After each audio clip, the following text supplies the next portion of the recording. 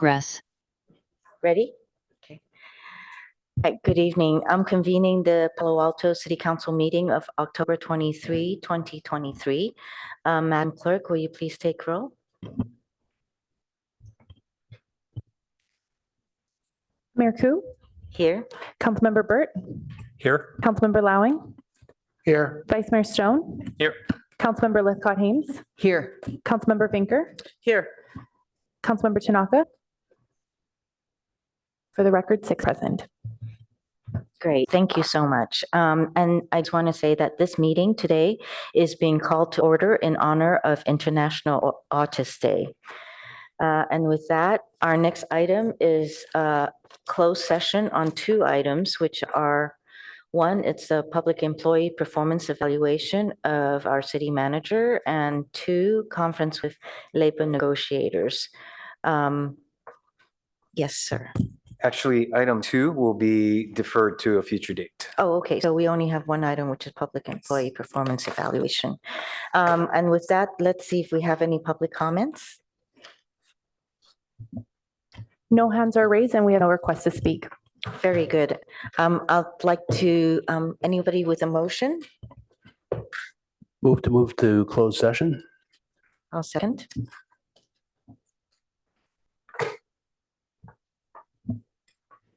Councilmember Vinker, Yes. Councilmember Lowing, Yes. Vice Mayor Stone, Yes. Councilmember Tanaka, Chicago. Yes. Mayor Koo, Yes. Councilmember Burt, Yes. Councilmember Lithcott-Hames. Yeah. Motion carries 7-0. Thank you, Madam Clerk. And we will go to closed session now. Thank you.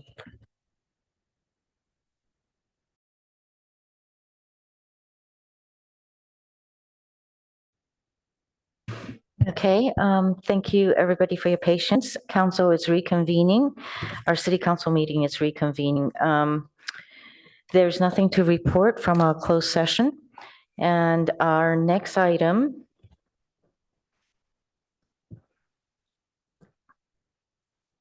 is agenda changes, additions and deletions, city manager. Thank you, Mayor. No changes from what is online, but I did just want to bring for the public's attention that we did last week continue an item which is now item AA1 on tonight's action agenda. This is related to the proposed Joint Powers Authority agreement with the Cities Association. And we also added a supplemental memo related to that item. And I believe that's our only change for this evening. Thank you. And with that, we will go to public comments for items that are not on the agenda.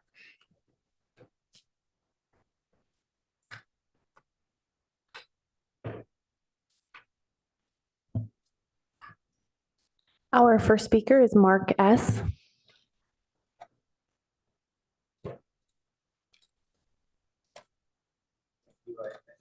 Slide.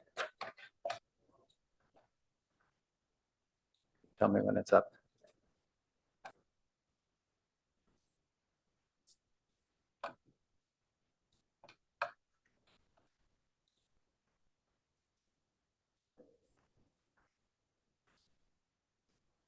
Okay, thank you. The deterioration of the California Avenue shopping district is disturbing. Multiple small retailers have closed, Country Sun is closing, and Molly Stone's is clearly struggling. This is a picture from today at 2:15. The amenities on the street have been vandalized, with some of the games destroyed and the rest strewn helter-skelter. The street is clearly not being swept, which being closed must be done with small machines in by hand rather than big street sweepers. Next picture, please. And as you can see, food debris from nearby restaurants, but away from their seating closures, is left on tables. This seems to me to be a picture of accelerating neglect and deterioration. Yet this is right next to new and ongoing city capital projects in the tens, if not $100 million range. If there's money for what some might call gold-plated city buildings and structures, there should be money to at least maintain California Avenue, so retailers have a chance.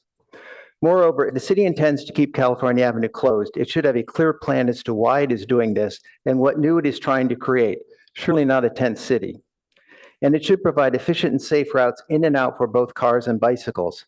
We have a new city garage there that is almost empty, and a de facto street layout that essentially says to cars and bikes, don't go here. There's much to do if the city wants to retain what California Avenue used to be, particularly so much new residential infrastructure going up nearby. But as someone who goes there regularly to support merchants on the street, no long-term plans are going to mean anything if the city does not keep the streets cleaned up, orderly, and inviting, particularly inside the barricades. Thank you.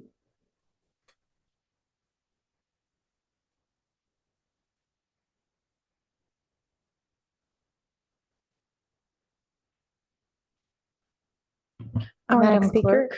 Clerk, could you make sure that after the second speaker finishes, that we cut off all public comments? Thank you. Yes. Our next speaker is Tim P.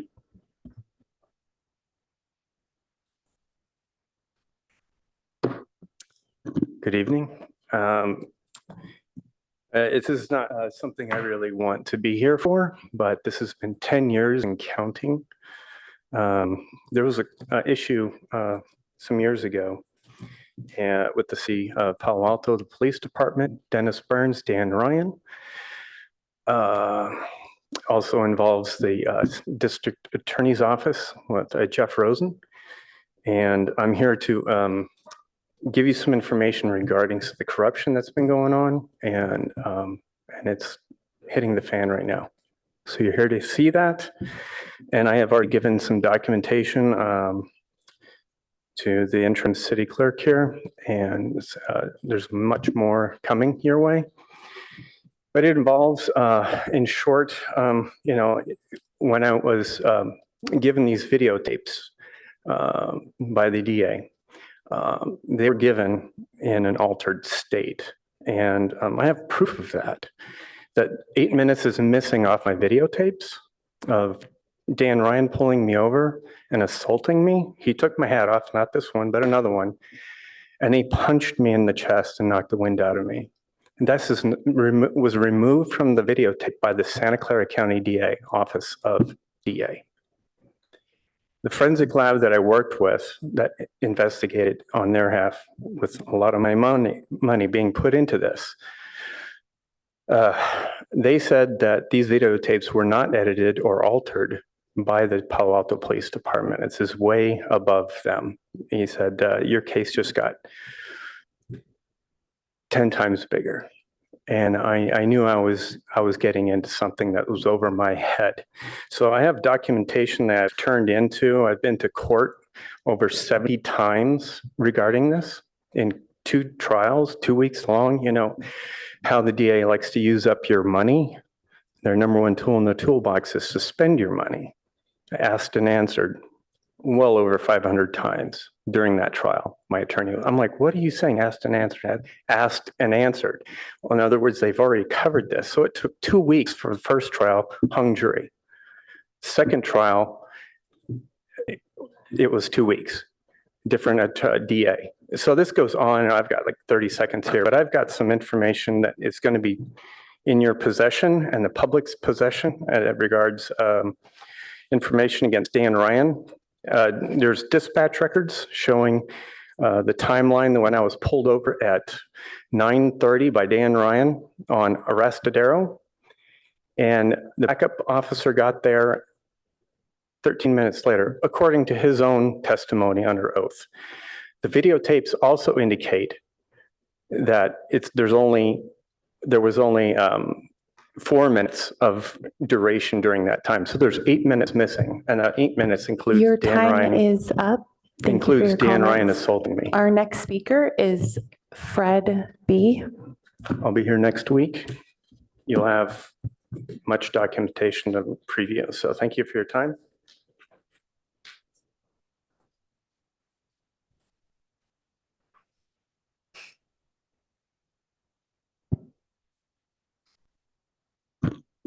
Fred Ballin here. Thank you, Mayor Koo, for your sincere and personal appeal last week to unite in common grief and to move forward with common humanity in troubled times. Now, how do we best protect the community and our open processes in the wake of the planned, coordinated, and hateful attacks that coincidentally followed. A series of gut punches to anyone who experienced it. Pre-pandemic, pre-remote public participation, on rare occasion, hateful words have been spoken at this meeting. But there was an important difference.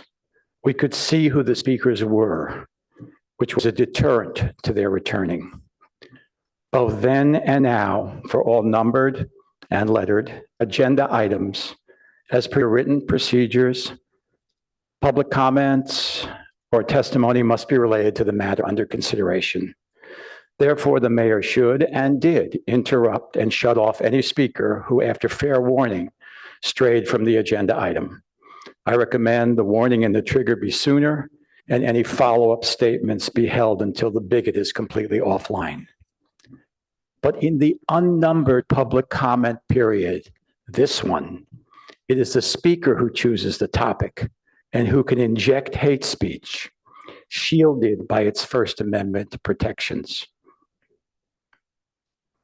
Staff or council leaving or facing away, listening but not tolerating are not the best responses in my view, because there is no First Amendment right to remote public comment.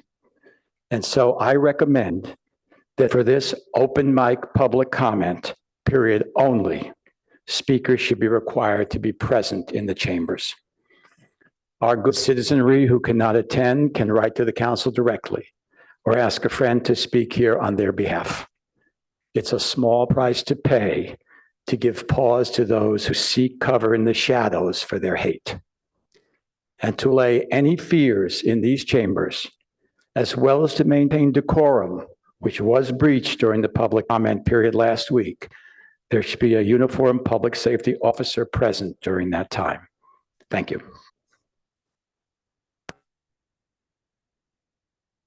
Our final speaker is RMJ. So, Madam Mayor, I was speaking last week, condemning, in strident terms, I might suggest, the terrorist state of Israel.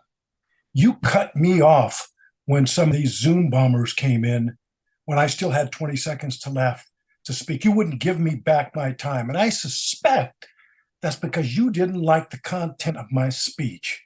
And then you doubled down on that later that evening when it came to limiting my speech in Winter Dellenbach's time on the study session on the independent police officer to 1 minute. A little teeny example of collective punishment, because I don't think you would have done that if it was just Winter Dellenbach there. And shame on you. I don't care if you cut me short, but I can imagine, and I have no love for Winter Dellenbach, but I'll bet you she's prepared for hours for her little 3 minutes, and you pulled that little stunt, discriminatory exercise of your discretion to cut us short that night.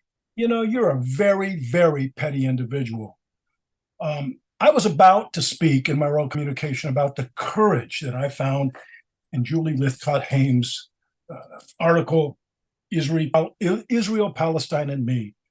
She had the courage to speak truth to courage, truth to power on the state of Israel, being a colonizer for 75 years, engaging in systemic racism against the Palestinians, and linking that movement to the Black Lives Matter freedom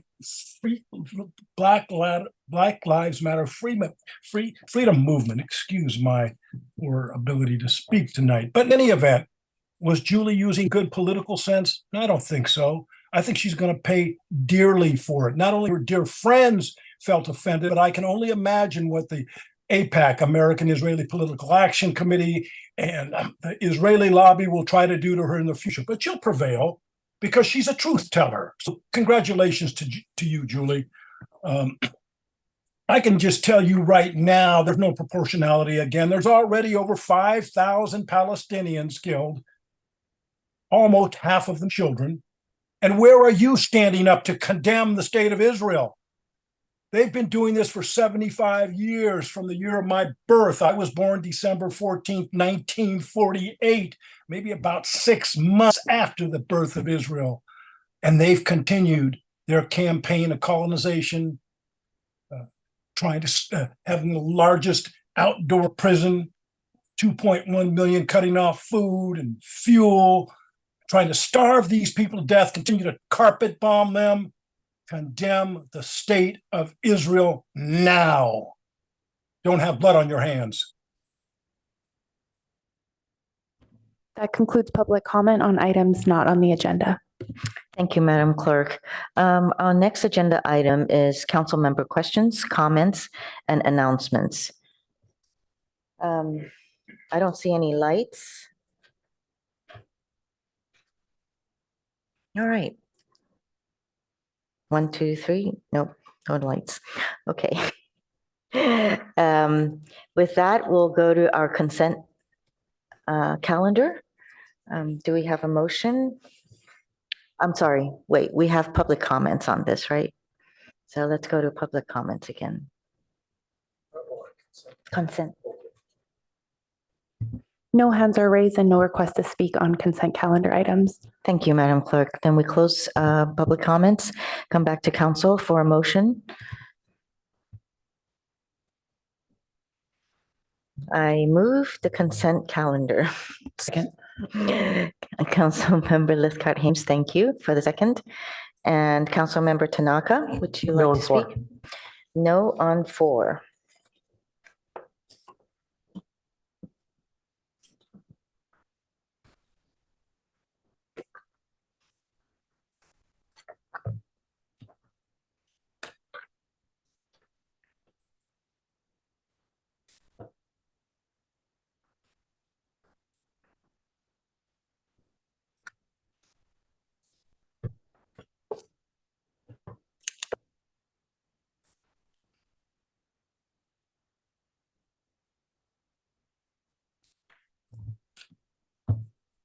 Councilmember Tanaka, Yes.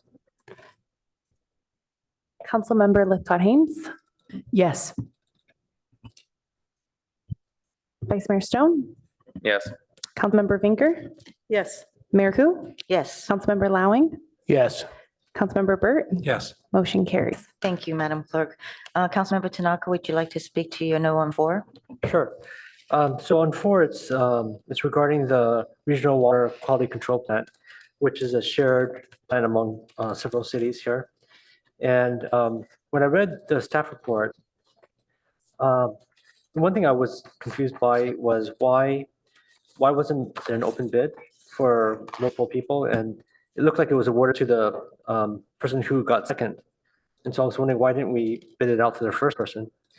And in the report, I didn't find where it compared the rate from what it was currently to what it was before. So I think that would have been helpful. And then my biggest issue with this really is what I said many times before, which is especially for the capital projects, which are allocated on prior historical usage instead of the current usage. Because Palo Alto hasn't grown as fast as other cities, it means we're paying more than our actual use of it, which I don't agree with. Thank you, Councilmember Tanaka. With that, we conclude consent calendar items and we'll move to city manager comments. Thank you, Mayor. City Clerk, could I, thank you very much. I was one step ahead. Next slide, please. As here we are entering the latter part of October, did want to reiterate, and we'll do this regularly going forward, opportunities for additional information on storm season preparation. Want to note here a few ongoing actions that our Public Works Department and others have been putting together. First off, want to note that at the Pope Chaucer Bridge, our city will be placing an excavator, as was done last season, in order to provide any clearance of the creek as may be necessary. In addition, a new creek monitoring camera has been installed or is being installed at, again, Pope Chaucer Bridge. Second, would note that the Newell Road Bridge is continuing with the design and cost estimates proceeding. We are now in the phase of securing all of the right-of-way agreements, also known as property agreements necessary to conduct the construction work anticipated with the plan to have this work under construction in 2024. Would also note that we've got ongoing storm drain cleaning and flood infrastructure work that is proceeding. And finally, additional information will be available at a community meeting to be held this Thursday. Both will be available online, but will be streamed, but will not be a hybrid meeting, meaning that if members would like to ask questions, they will need to be in person. This will be at Laurel School in Menlo Park. And then we will also have a meeting here in a workshop really here in Palo Alto on November 15th at the Palo Alto Arts Center so that residents can get up-to-date information as well as some resources and suggestions on how best to prepare for the storm season. Next slide, please.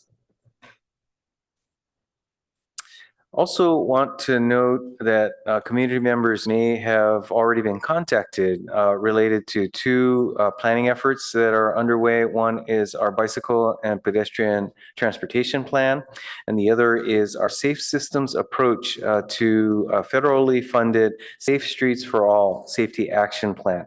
Both are underway and now providing opportunities for community members to provide input to these efforts through an online survey and interactive map. I had one resident tell me that it was actually pretty impressive and cool to interact with. I haven't done it yet myself, as well as to opportunity to get online. If you look at our homepage, cityofpaloalto.org/news, you can get additional information. These survey instruments and opportunities for input will be open through November 30th.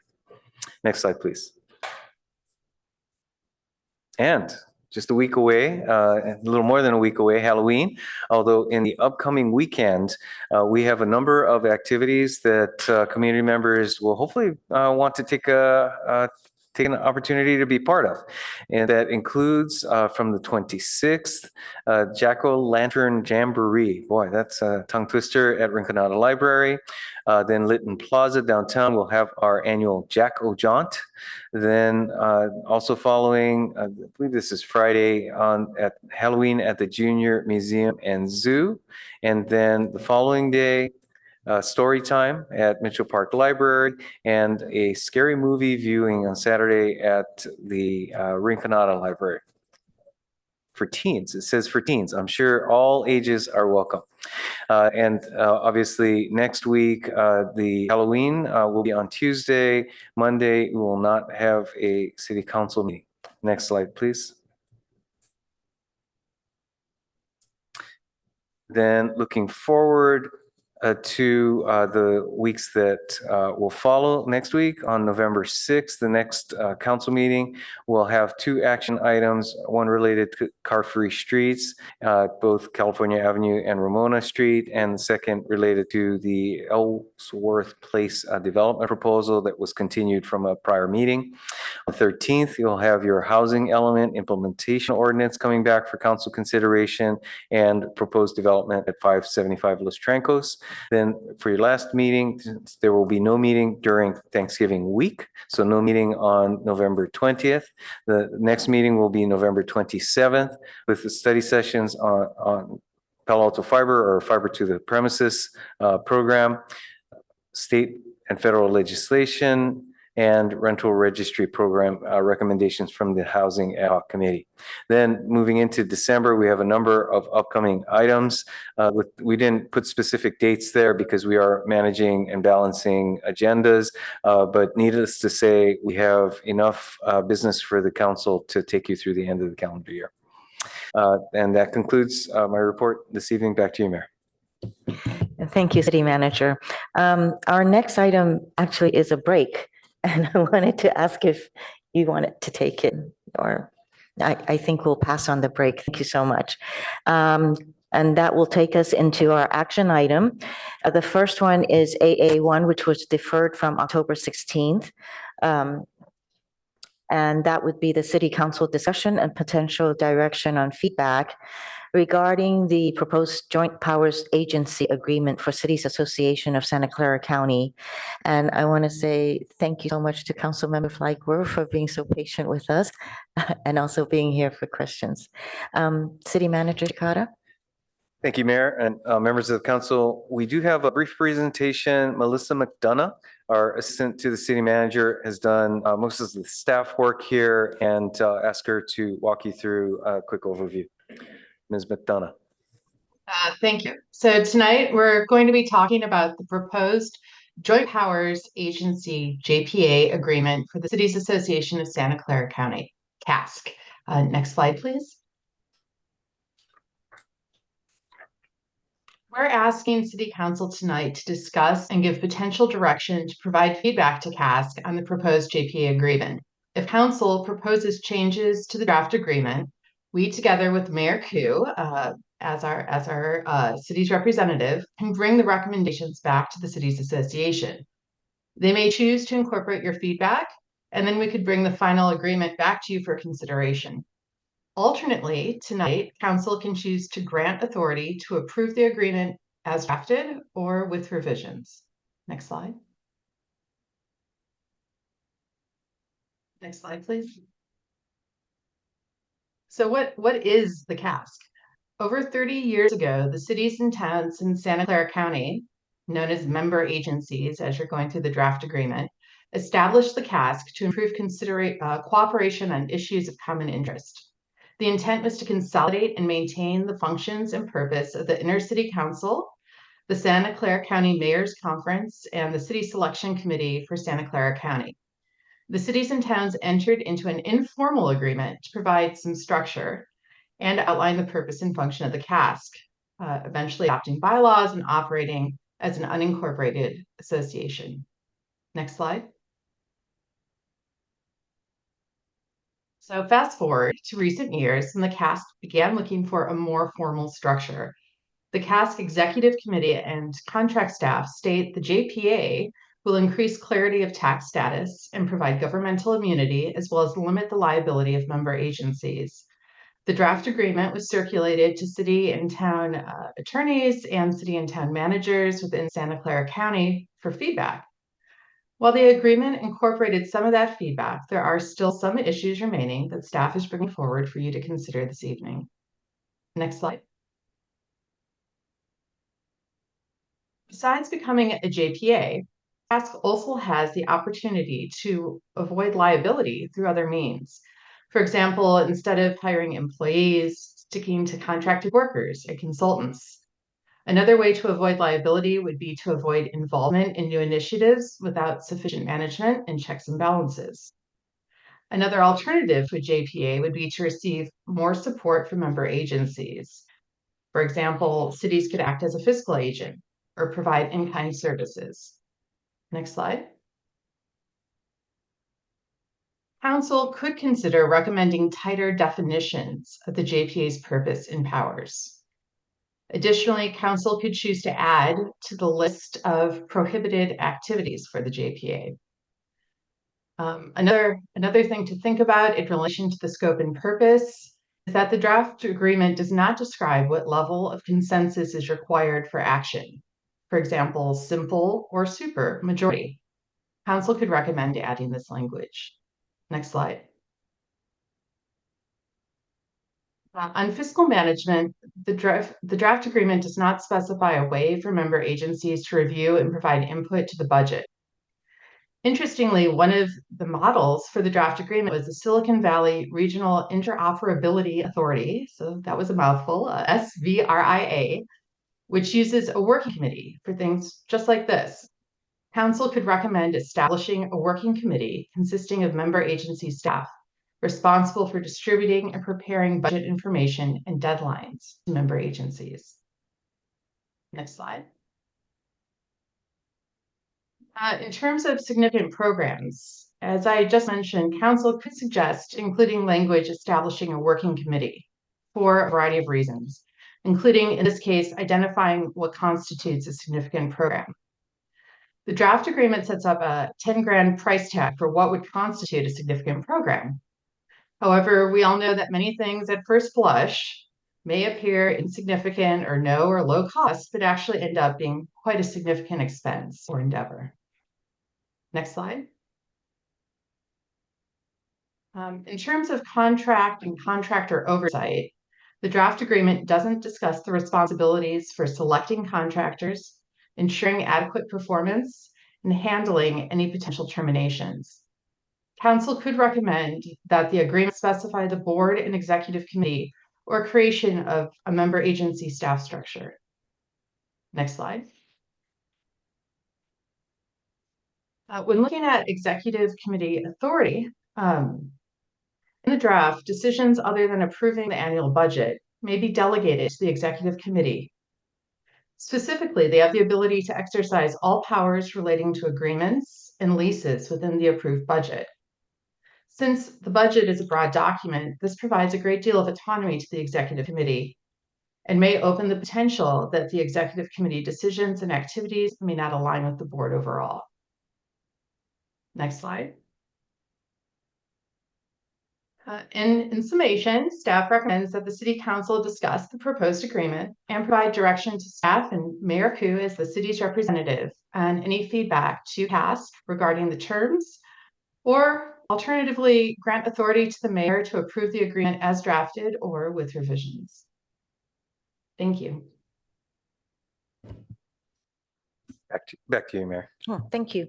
I also noticed that you have, I think, a place memo. I didn't see this one earlier. You might have sent it, but maybe you can go over it a little bit with us. Thank you.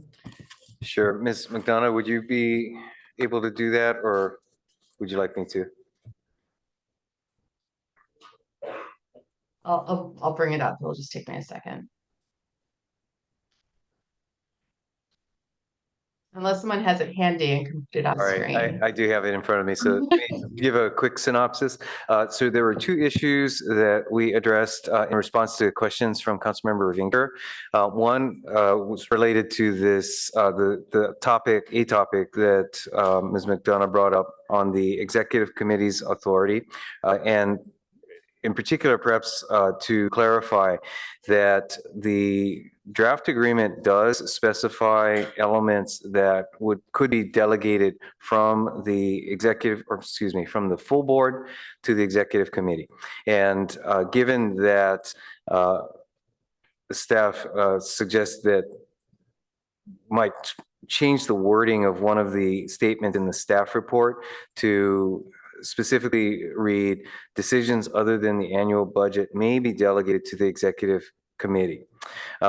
So we wanted to provide that clarification rather than suggest a blanket authority that is granted to the executive committee. Second issue that was brought up in the question relates to the handling of the working committee and question really of the timing of establishment of the working committee and whether that's something that needs to be done at this time as a part of the agreement or could be done later as a part of bylaws.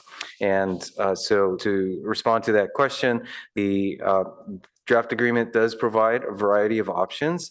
And so really the question of whether and when to establish a working committee is something that the council has full discretion on determining whether you want to raise this as an issue or otherwise have that be an issue that could be addressed further down the road. That's in summary, the points raised in our memo. Thank you, City Manager. Do we have any questions from council members? Councilmember Venker. Thank you, Madam Mayor. Since those were my questions, I figured I would start and address those. I think that, you know, it's important to note that while this issue is new to three of the seven of us here on council tonight, we are not starting from a blank slate because more than 3 years ago, the Cities Association vote to establish a JPA was unanimous, including a vote from our mayor. So this has been going on for a while, and I can come back to that because I want to get to my question. So that is that, I really do appreciate staff's efforts and intent to watch out for our city. But this report did it recited a bunch of negatives that several of which were outdated and thus erroneous, and that's why I raised it with my questions I actually sent in last week. And even the update that was sent out this afternoon is at our place and was just described, I think still has some things that aren't quite accurate, and I want to make sure and call them out because I think it's important that after years of work by many cities that we make a decision on an accurate record. So there seems to be this big concern about the executive committee in the proposed JPA. And so that was, I was asking about staff expressed concern about the authority it had. And that was the question I asked because the authority given is really only that within an already approved budget by the board or expressly delegated to the vote to the executive committee. So the answer, when I asked about that, the answer was that the better way to say it is decisions other than the annual budget may be delegated, but that entirely omits the main premise that the default is that the executive committee has no powers that the board does not expressly give it. So the board has all the powers. The executive committee only gets ones that are either within the budget that the board already approved or the board expressly gives to them. And I just want to make that clear because I don't think that's the impression that is given because it still has this expression of concern. There's another sentence there that said, it should be noted that the draft agreement does not specify which body directs the activities and priorities of the executive director, which could be a source of misalignment between the board and the executive committee. And I want to ask either staff, Ms. McDonough, or the city manager, or the cities association representatives here tonight, because as I read it, that's not quite right either, because JPA paragraph 14.1.1 expressly addresses the executive director. It's called executive director, and it says, the board shall contract with a consultant or independent contractor to fulfill the following duties of an executive director: manage the affairs of the agency, subject to, and this is the key part, subject to the general supervision and policy direction of the board and the executive committee. And we just learned the executive committee doesn't have any power unless the board gives it to them. So I think it'll be crystal clear that it's either the board that directs the executive director or it will expressly delegate that to the executive committee. And I wanted to check with staff and or the cities association to see if in fact that is correct, because that's not how I read the response that came to our places. I think I should respond on this one as a council appointee. Perhaps I could relate to the potential for any confusion. I think the phrasing, and again, this is a bit technical, so my apologies for that. The fact that it says direction of the board and the executive committee does open some question as to which is it. And I would also point out that in the following paragraph, as it relates to the general counsel, it's very clear that the general counsel shall take direction from the majority of the board of directors, which does pose a very clear contrast to the way that the executive director's activities are described. But would you agree with me that elsewhere in the document, it says that the executive committee does not have any powers expressly delegated to it by the board, and thus that could and likely does refer to the instance when the board would in fact delegate that specific power to it? And I'd also like to hear from our Cities Association representative if the mayor would allow that. So either, Madam Mayor, is that all right? Yeah. Thank you. Over there. Yes, please. It's weird being on this Right side of over the there. dais. Thank you. You're not used to being on that side. No. Good evening, everybody. For the record, Nisa Flagger, Los Altos Council Member, appearing on behalf of the Cities Association as the first Vice President. And with me is former San Jose Vice Mayor Chappie Jones, former President of the Cities Association, someone who retired last year, but thought this was such an important issue that he came out of retirement to join us this evening. So thank you so much for allowing us to be here. I know we're your first item. You have a long agenda. And I do want to start off by saying thank you so much for allowing us to come back. We empathize with what you went through last week. We completely understood, and we were fun coming back. And thank you for putting it on this agenda. As you have heard, we've been working on this for a couple of years now. I remember when I joined the Cities Association, it was one or two reasons why the group wanted to move to a JPA. And over the years, it has become even more apparent and urgent why we need to move to a JPA. We've had a lot of input from 3 attorneys who represented the Cities Association. We've had input from the city managers group, including your own city manager. And there are several sections in the current draft, actually, that thanks to your city manager, we were able to improve the draft. Your mayor has also been at the table and has made suggestions which are reflected in this JPA. So we have had input from different council members, different city managers, different city attorneys for the draft you have before you. I know there are some attorneys on council, and I feel like I'm appearing before the Ninth Circuit or appellate court here. But I do want to point out that I'll be the first to admit that this is not a perfect document. I'm sure if I looked at it in 2 weeks, I would see things that I would change, I'd want to improve. But based on all the input we've had to date, we think it's a good JPA and it's ready to move forward. We have had 4 cities already approve the current draft of the JPA. And so our ask of this council tonight is to approve the JPA in its current form.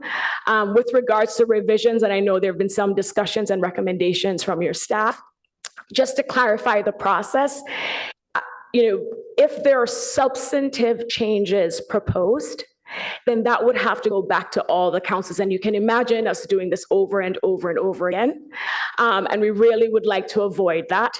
If there are non-substantive changes, and hypothetically, if you were to delegate authority to your mayor to make those changes, those are things that we have built into the process that it wouldn't have to go back to the different councils. And so that's why we want to make sure you understand why we're here tonight to ask you to approve it. If the JPA is approved by 8 or more city councils in Santa Clara County, then we will move forward with a JPA. Having said that, once we have that JPA, we will still work on personnel policies. We'll still work on updating our bylaws. We will be working over the next year on putting together the full packet of what we need to fully represent and protect our cities as part of this JPA. And so with that, I want to go back to Councilmember Wienker's question about the executive committee and to address what Mr. Shikada said. Councilmember Wienker is correct. Our attorney, who is also online, Andrew Shen, with the Renee Law Public Group, he's here with us as well, and he will chime in if necessary. The JPA clearly states that the executive committee only has the authority that's delegated to the executive committee by the board. And that's something we intentionally clarified because we got feedback from individuals like your mayor about the concern of the authority of the executive committee. Article 14 also says that the board, and it is and, not or, and the executive committee would direct the executive director. But Councilmember Wienker is correct. If you read the JPA in its totality, the executive committee can only do what's delegated to the executive committee by the board. I do believe that when you think of substantive changes, because the intent is clear that the executive committee cannot act without direction and delegation from the board, that would be simply clarifying that the executive committee, without delegation from the board, would not be in charge of managing the executive director. That's an easy clarification to make. Vice Mayor, do you have any additions? Yeah, one addition is never to go after you speaking. I just want to reiterate what Nisa said. This whole process has been going on for quite a while. It's gone through many iterations. We got tons and tons of feedback and input from the City Managers Association as well as legal staff. And it's ready to go. It's a living document. There will be the ability to make changes as we go along. but we need to get this in place so that we can, or they can conduct the business of the cities association. Thank you. Before you Thank go, you. I had a much shorter question on the second one in that memo. Do you want me to hold it for later, or should I? Just go ahead, Okay, thank please. you, Madam Mayor. So the second question I had asked was about working committees. And there are several options for who can be on those, including people who aren't members of the board and aren't electeds like us, but could be staff like our good staff here in the building. And so I wanted to point out to my colleagues that originally the memo had said that the executive committee would serve this function, but instead there are a variety of options, one of which is the executive committee, but another of which is finding the right staff with the right specialty. And so that was in fact confirmed by our staff today. And then it says whether and when to establish a working committee is a discretionary decision. Could you talk a little bit about, some of the things need to go in the JPA, but I think other things could be done either in the form of bylaws or resolutions after this, if this JPA goes forward. Could you talk a little bit about that? Because it sounds like this could be one of those. I'm happy to, Councilmember Wienker, and I do want to commend Mr. Shikata on this point because the draft, and he will recall this, the draft we had at the last board meeting, I caught it. At the last board meeting did not specify the working committees. And I know this is something Mr. Shikata felt strongly about. So based on his comment and feedback, we changed the language in the JPA. He was there and so was your mayor, to make clear that it's up to the board if our particular special program or initiative, if the board believes that warrants a working committee, then the board has the authority to establish the working committee. And this is not something that we could put together in place quickly. There are many examples out there, but what we didn't want to happen, the SBRI, as we all know, is a completely different organization. They deal with communication systems, equipment, and a different budgeting model. And so that's an example of an organization that has a working committee already established in its JPA because of the size of its budget and the types of things it does. We're different. We're a 250,000 budget organization, and our process of how we establish a budget and approve our budget has worked over the years. And to Councilmember Wienker's point, if we're getting into the specifics, that can be housed in the bylaws. And as I mentioned before, we will, as soon as we have this JPA approved, we plan to move quickly with updating our bylaws. We currently have bylaws for the unincorporated organization. And we do think with the JPA, we need to update those bylaws. That's the next step. And so to Councilmember Wienker's point, we can then, if the board directs the group to do this, we can then in the bylaws describe more the composition, for example, of a working committee, depending on the initiative and the special program. So we do have these other documents that all together will help us govern and manage the organization. Thank you, Vice Mayor, and thank you, Councilmember Flagger, and thank you, Madam Mayor, for letting me ask that second question. I'll reserve on the rest. Thank you. Vice Mayor Stone. Thank you, Madam Mayor. More questions for our representatives. Thanks again for coming back this week to address our questions. So regarding these decisions that the executive committee makes that's referred to them by the full board, does the executive committee then have to come back to the board for final approval of the actions that they intend to take? Great question, Vice Mayor. That will be up to the direction of the board. The board, in delegating that authority to the executive committee, could give full discretion to the executive committee, or they could ask the executive committee to bring it back for final approval. So it will depend on the board. And as you know, all member agencies will have a seat on the board. You will have a representative on the board to make those decisions. And so I do think it will depend on the action. And a lot of times it also depends on the timeline, how quickly you need to make a decision and what the issue is. Okay, and for the members of that executive committee, assume they are just selected by the board annually? That's correct. And are most member agency, it's the mayors of Santa Clara County that serve on that JPA, or is that up to each individual city? It's up to each city. And how The is that? default is the mayor, but we know there's some mayors who do not want to serve on the Cities Association for a variety of reasons, or maybe they have a council member who really wants to be on the Cities Association. And so most times it's the mayor, but other times it's another member on the council. So is it typical that most like we call them directors, board members, Directors. is it common that most directors only serve 1 year and then rotate off? It depends. Okay. Again, you have some council members, and I'm guilty of that, where I am very interested in serving on boards like the Cities Association. So this is my third year being involved in the Cities Association. So if you have a mayor who's not interested in serving on the Cities Association, or their councils decide they want someone else on the Cities Association, then that person, there's no time limit, there's no term limit. A council member can serve for a number of years on the Cities Association if their councils approve it. So I would imagine I would imagine members who have served multiple years tend to be more likely to be serving in that executive committee. That's a fair assumption. Okay. Great. Those are my two questions for you two. Appreciate it again. For our city attorney, this argument has been made that the JPA offers better protection for the city than what exists now. If an aggrieved party wants to, I guess the option now is an aggrieved party has to sue every city individually, but through the JPA, they essentially sue the JPA. Can you speak to your perspective on liability? Does this offer us more protection? Or an argument I've heard from detractors from this is it would be more burdensome for a potential litigant to want to sue each city individually rather than a JPA. So can you just speak to your perspective on that?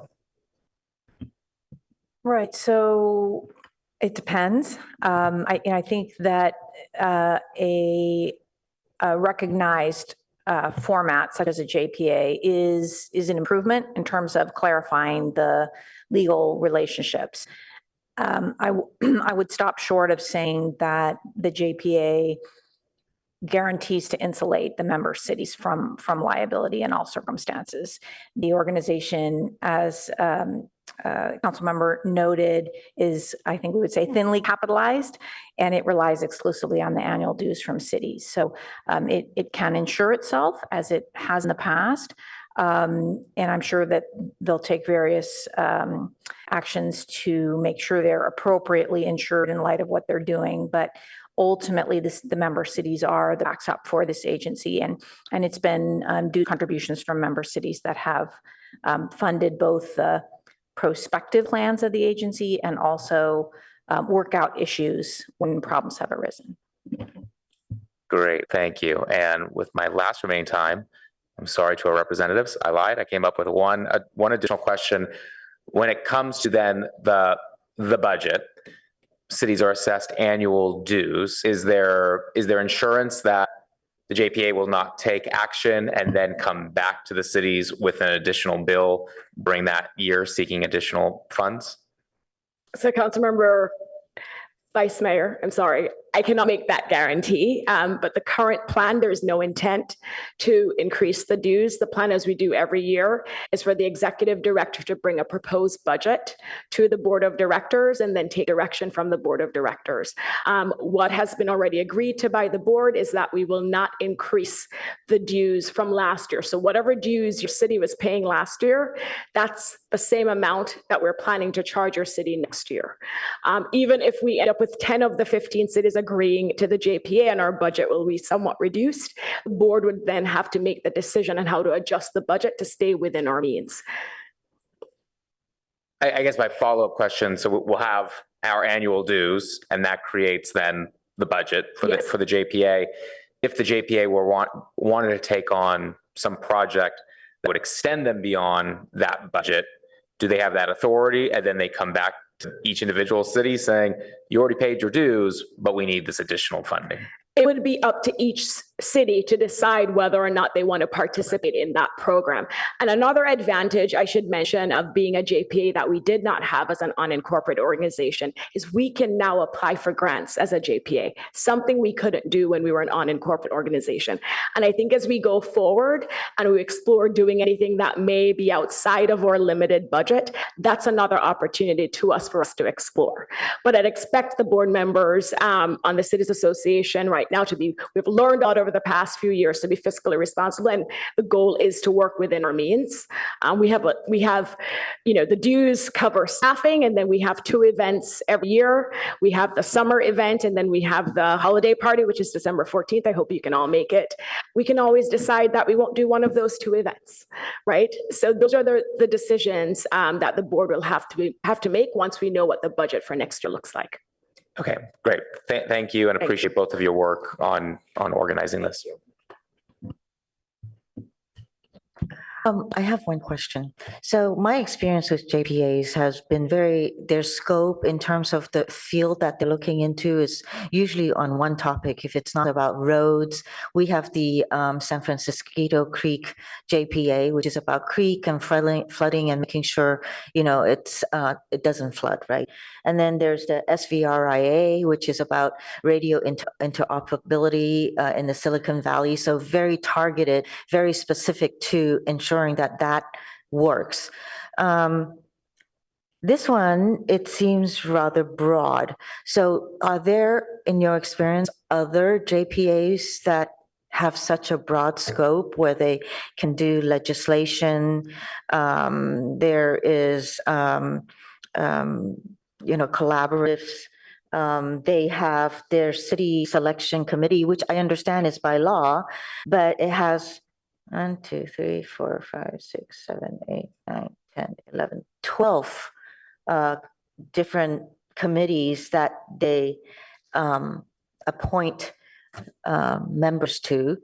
So, there's more to it, but are there other JPAs that are that expansive in their scope? I would note, Mayor, to respond to your question, there is an article in the proposed agreement that identifies the specific areas that the JPA would be based upon. And again, these, not surprisingly, are issues of local and regional matters and identifying areas to pursue that based upon that consensus. That said, I and City Attorney don't believe are aware of any similar structure that has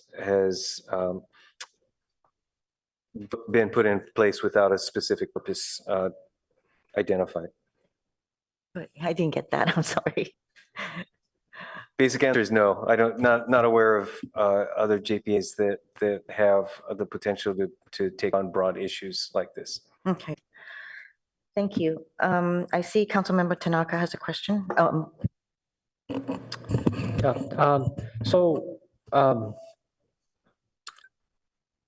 just want to know from staff, what kind of obligations do we take on? So I think staff mentioned that we become the backstop. So can the JPA, let's say the JPA gets sued or incurs a lot of debt or whatever the issue might be, what obligation does the city have to do beyond the dues that it pays? I mean, we vote on the dues, and it's either in our budget or not in the budget. So what liabilities do we assume by doing this? What's the worst case scenario?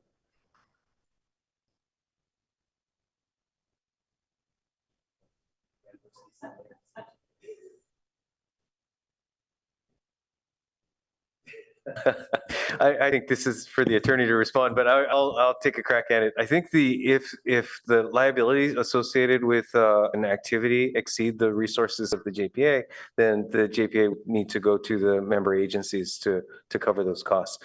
What that might be, it's again might not be helpful to just speculate what potential risks could be involved in the activities of the agency. But I guess because I think, I guess I'm trying to understand, is it something that the city must pay, or is it something that we vote on and decide to pay? How I guess, So I don't know if the city attorney could explain. Right, so there is an opportunity to approve the budget assessment Okay. each year, I think, is the way it's set up. Okay. But we can't guarantee that there wouldn't be direct claims made to the member cities for activities of the JPA. And it would really depend on the particular circumstances, what the JPA activities were, what the contractual relationships were, or the other relationships that are causing another party to make some kind of claim against the JPA. And there is the potential then against the member cities. So we would have an obligation to pay, even if we decided not to vote on it, the city would be liable. So it depends, and hopefully that would be a rare situation. And the city has more protections with a formal arrangement like this. There are also other ways to limit liability, and I think the staff report pointed out some of those. Yeah, I'm just trying to understand the downside.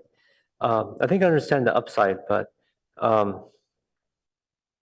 I guess I'm still not very clear on what the kind of max downside here is, right? I mean, that's why I was just trying to see if you guys could role play what would be a worst case scenario given the current frameworks that, are we talking like $100,000? Are we talking about $1 billion? Are we talking about $1 million? Like, what are we talking about here? What kind of liability could we assume by doing this? Well, so a lot of that depends on what activities the cities association involves itself in. Okay, with activities that are in our report, what could happen? What downside could happen? Well, I think that one of the questions that the council member had, I believe Mayor Koo, was what are the activities? And certainly we know what the cities association is doing now and what kinds of things it has done in the past. But there's a fairly open-ended list of potential future activities. And so it's just a question of council understanding the governance structure and council's ability to have input as those decisions are made forward, and how else you would feed into that organization and feel comfortable with its joining it, given the somewhat general and somewhat broad set of areas that the JPA could pursue. Okay, has there been any cities that have not accepted this? Anyone know?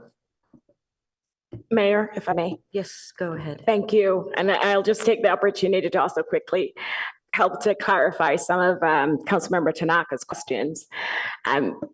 So as Molly, your city attorney, said, the JPA structure compared to the unincorporated structure that we are today protects Palo Alto much better than you can even imagine, as we learned over the last couple of years. And so the options before us are, if we decide we want to continue as a cities association because of the benefits we all derive and enjoy from the cities association, the JPA is a much better structure. It protects your city from liability. The unincorporated association that we've been does not provide that kind of protection.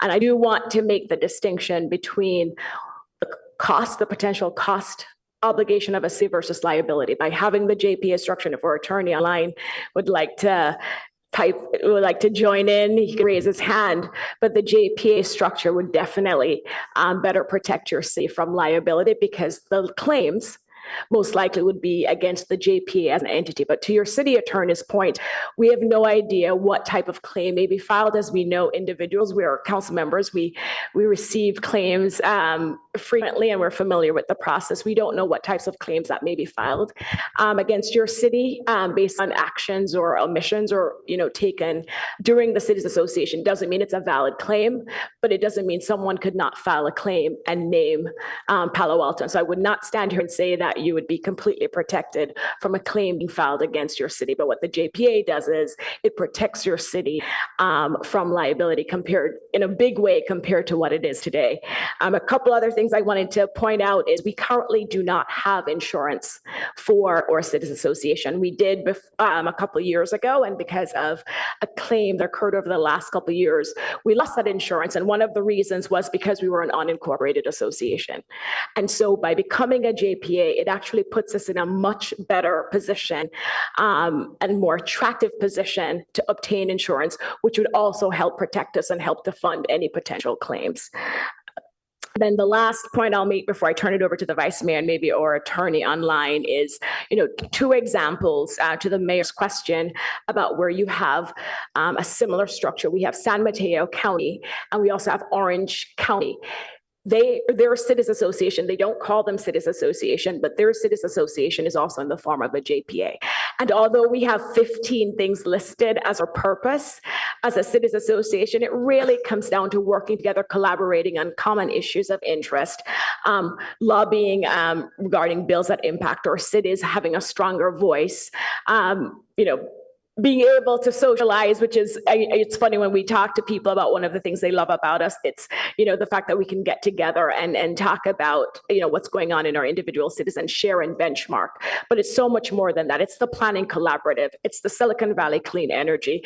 It's the forum we held recently with ABAG on the potential housing bond. As a group of 15 citizens in Santa Clara County, together we have a stronger voice, we're more effective, and that's essentially what we would continue to do as an organization. We would just be in a much better position as a JPA. So did she answer your question? Well, I was trying to ask what cities did not join. And I forgot that one. Okay. Yeah. So far, 5 cities have considered joining the JPA. 4 have said yes, and 1, Milpitas, is the only city to date that has said it currently will not join the JPA. I see. And what was the reason? They had questions, and it's interesting when we looked at their packet. A lot of their questions can be easily answered. I think it's just clarifying what the JPA agreement says.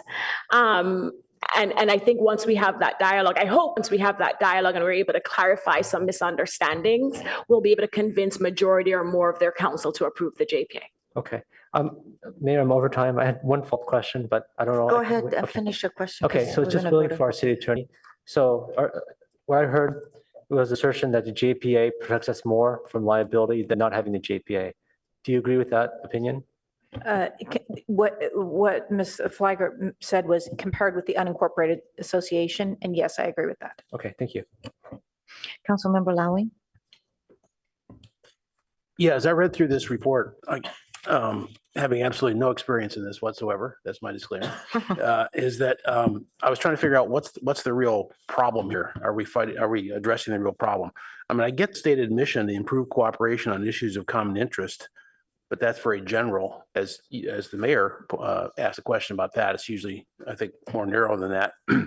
I'm still a bit confused on how the governmental immunities and liability are addressed by this, because I think as the vice mayor said, it's easier to sue one JPA than 16 cities. So it still seems like we're kind of going the wrong direction on that one. But what are the governmental immunities? Somebody define that for me, city attorney. Right. So Mr. Shen may want to chime in as well. So this is a set of immunities that apply to municipal entities. And a JPA is an official entity of government. It essentially, the JPA law allows 2 or more public agencies to get together and give to create a new organ of government and a new entity by giving some of its powers to the new entity. And then that entity then qualifies for those governmental immunities that the city of Palo Alto enjoys. So they apply in various situations, and some of them are contingent immunities, and some are stronger than that. So that's basically less liability because of the immunity. Defense is to liability, yes. Okay. In some cases. And then what's the clarity relating to tax status? Didn't hear that discussed. Yeah, the JPA folks need to talk about that. We don't have a position on that as a city? It doesn't affect our tax status, obviously. Is not. Okay. Do you want to hear from Mr. Shen, who's their attorney? Sure. Mr. Shen? Good evening, Council. Andrew Shen here, as one of the counselors to the Cities Association. I will take a shot at answering some of those questions. I agree with City Attorney Stump that there would be an improvement, of course, if the Cities Association were to form as a JPA instead of its current form as an unincorporated association. You know, nothing is absolutely bulletproof. I think as lawyers, we can all recognize that, but it certainly would be an improvement if we did move to a JPA model. In terms of the immunities, as City Attorney Stump mentioned, you know, it would be sort of a full-fledged governmental entity. So this entity would have additional immunities such from tort claims and tort liability that it otherwise would not have. Importantly, as Nisa briefly mentioned as well, you know, by becoming a JPA, we certainly hope as the Cities Association to gain access to other insurance risk pools that are currently not available to us. So not only we would have additional immunities, but hopefully we would also have a layer of insurance on top of that in an ideal scenario. Regarding the tax status question, which the council member just asked, you know, right now as an unincorporated association, it's something kind of as a default under state law that any group that gets together and has an ongoing endeavor like the Cities Association, it's very easy to become kind of a default Cities Association under state law. But just because you're not a corporate association doesn't mean you have a determined tax status, like being a 501c3 or 501c4 under the US code. But if we were to shift to a full-fledged JPA model, we would be, as Attorney Stump mentioned, we would be a governmental entity. So like the city of Palo Alto, the county of Santa Clara, and you know, as a governmental entity, we would not be subject to a lot of those tax requirements that we would be if we're a private entity. So it really helped clear up a lot of that, because right now as a sort of unincorporated association, we're kind of in the default state, whereas it'd be much more advantageous to have just much more clarity and be on sort of equal standing to other governmental entities like the city. I hope that answers the question. That was very helpful. On page 197, I'm sorry, you comment that this organization is growing with respect to its responsibilities, and I want to ask, not just facetiously, is that a good thing? Because I don't think the intent is to create some sort of lawmaking body that in any way restricts. It is exactly as it says in a very generic way, cooperation on issues of common interest. So I'm not sure why growing with respect to responsibilities argues in favor of any one of these particular formats of government. So I think the staff report was quite helpful in pointing out these kind of concerns that you folks have addressed. But we also know there are other alternatives here that we aren't looking at. But when you're talking about the various concerns, I'm not sure that this should be the final go here. Check my other comments. You know, the fiscal management and the dues and some of the items that have been raised by the city manager there. You know, it just strikes me that maybe another draft of this agreement would be worth it to go through here. And thanks for answering the questions in the back on 219 and so on. That was somewhat helpful, and I appreciate the value of the organization. I appreciate the work that's gone into it. Just wondering if you know, another draft through there might make more sense. Thank you, Mayor. Questions? Okay. I don't see any more lights. Actually, I still have one question. On Article 32, it talks about associate members. Who would those associate members be? Are they city council members? Are they staff from each agency, or are they non-city individual groups and organizations and or from the private sector? Who are the associate members?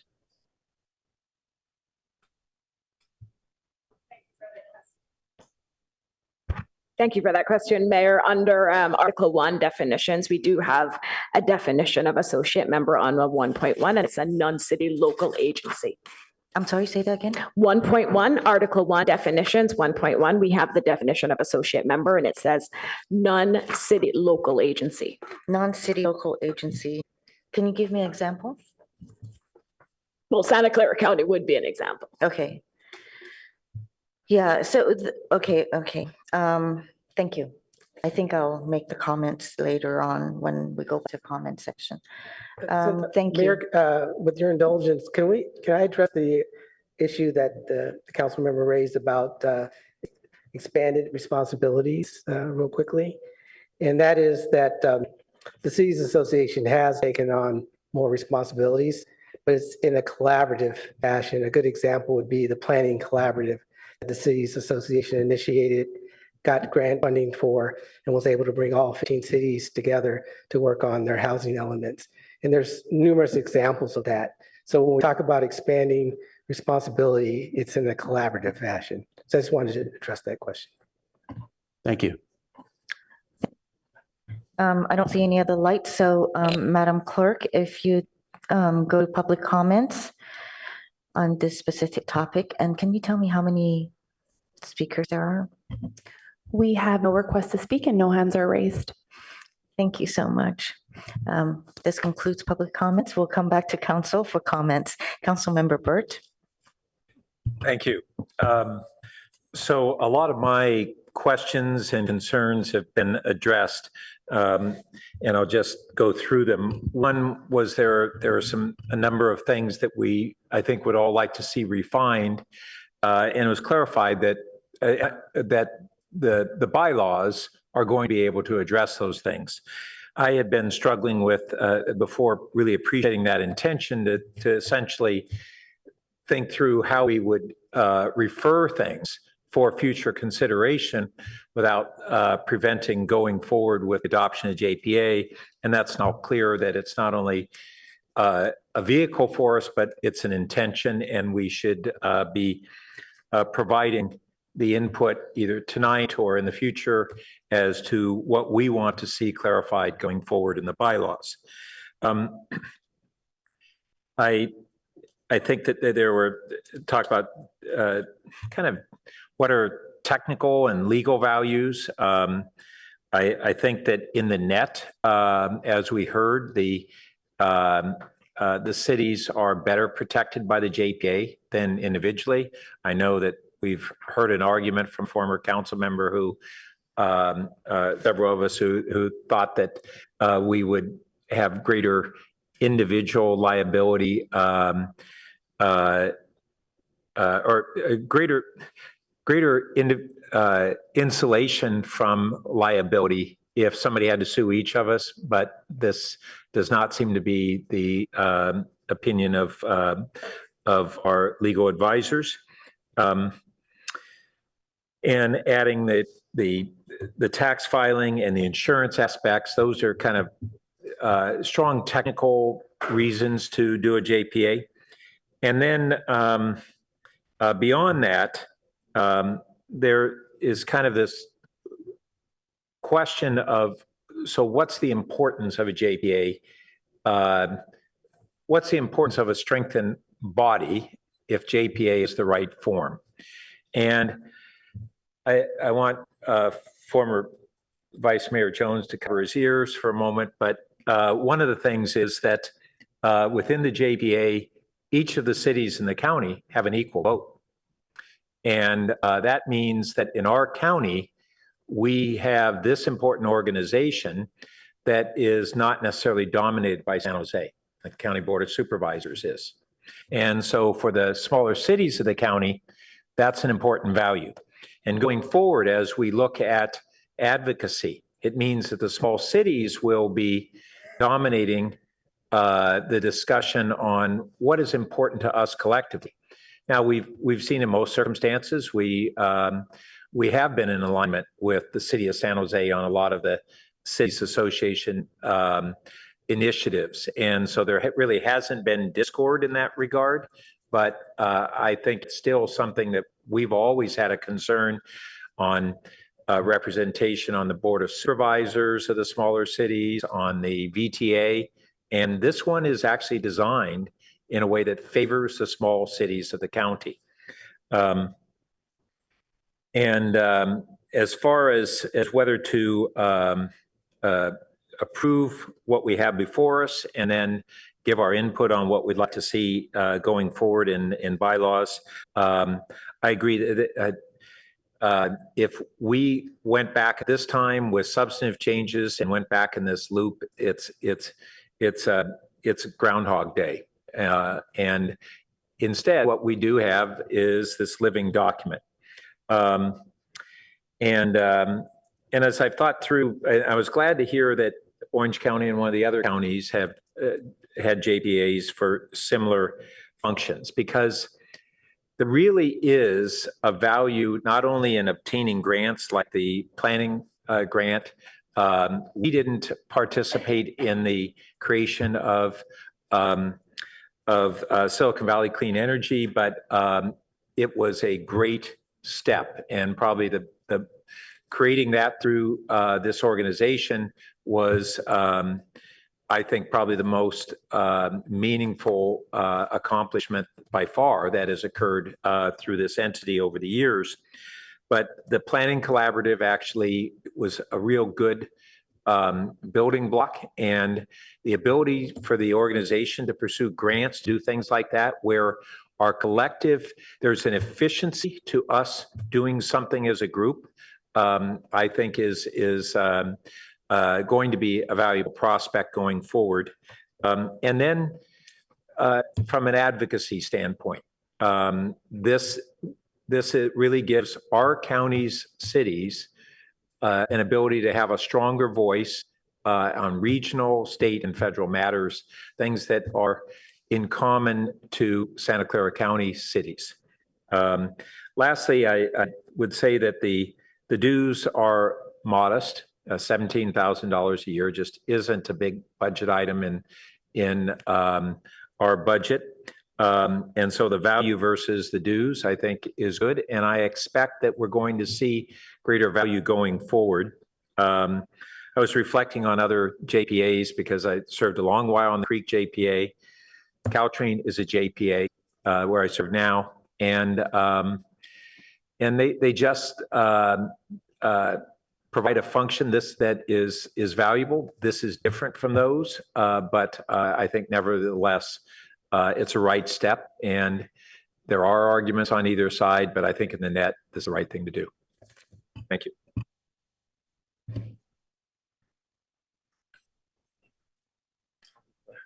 Vice Mayor Stone. Thank you, Madam Mayor. I'll move we approve the JPA agreement as drafted. I'll second. And then to just briefly speak, I appreciate staff raising several concerns.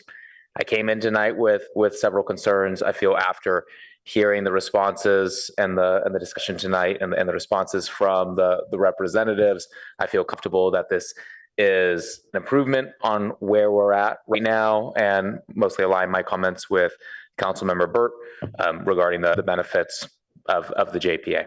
So I think we should move forward and open to amendments, but nothing that would be too substantive that would then, as Councilmember said, create Groundhog's Day, even though it's a great movie. Councilmember Finker. Thank you. And thank you to both of the Cities Association representatives for helping us flesh out and elucidate some of the issues around this. In February, I actually attended a meeting of the Cities Association when they were sitting as the city selection committee because I was seeking appointment to a couple of bodies, and I saw firsthand there its important purpose, the opportunity of electeds to get to know each other so they're not isolated, sharing concerns, trading best practices, and trying to figure out when a collective voice is useful or when collective action could benefit all of us. So I feel strongly that there is a good purpose for this association. And also, I also believe it's going to be there, and I don't want Palo Alto not to be part of it. And so I think that just wouldn't make sense. And as I mentioned earlier, I'm given comfort by the fact that 3 years ago, the mayors that were concerned about some of the issues with the unincorporated cities association looked carefully at this and took their unanimous vote after they had a presentation given to them about alternative structures. Both the JPA and a 501c4 were presented to them in a way that we haven't explored tonight. Now, 3 years later, with the input of our city manager, our city attorney, and many others around the county, we have this document in front of us, and we've had, we'll get an improved liability situation, all the other things that have been discussed. So I think looking at that and honoring the initial serious consideration when the JPA was first proposed, all the work that has been put into it since, all of the issues that have been raised tonight and the questions answered, to me, I am very comfortable with this JPA. That does not mean we shouldn't give additional feedback as we live into this in the form of things we'd like to see in the bylaws, et cetera. I think we should. But I think that tweaking the JPA now is not something we want to do to hold up its process as it goes through the rest of the cities. 5 have considered it, 4 have jumped on board. I think it's time for us to do the same. Thank you. Councilmember Lefart Haynes. Thank you, Madam Mayor. I associate myself with the comments of Councilmember Burt and Vinker and the Vice Mayor. I think what I just want to add is a recognition that you have faced, Ms. Flagger and Mr. Jones, you have faced a challenge recently that warranted an exploration of a better structure. You have done the research, you have developed a better structure, and you feel that this is the JPA is the best structure going forward. I want to just acknowledge with gratitude that you've done the work and that you understand this far better than I do as someone who's not been involved. And I'm interested in valuing your expertise here rather than trying to stand in your way. Councilmember Lowing. Yeah, I just wanted to clarify the sort of the voting process there as well as here. So Article 2, 1.4 says it serves as a unified voice for Santa Clara County cities, et cetera. But I presume the process is that our representative goes to that body, votes on issue X. And we may not, as a council, vote the same way as the League of Cities on issue X. Is that everyone's understanding? There's no, because the follow-up question is, does that mean that council should direct our representative before they go to the body as to how to vote on a particular issue so that they fairly represent the council and the citizens rather than their own view? So I will say that when I am at the Cities Association and they have a matter that comes to vote, if it's just about process and asking the question whether they should explore or not, depends on what they're asking for. You know, I'll vote based on what I feel needs to move it forward.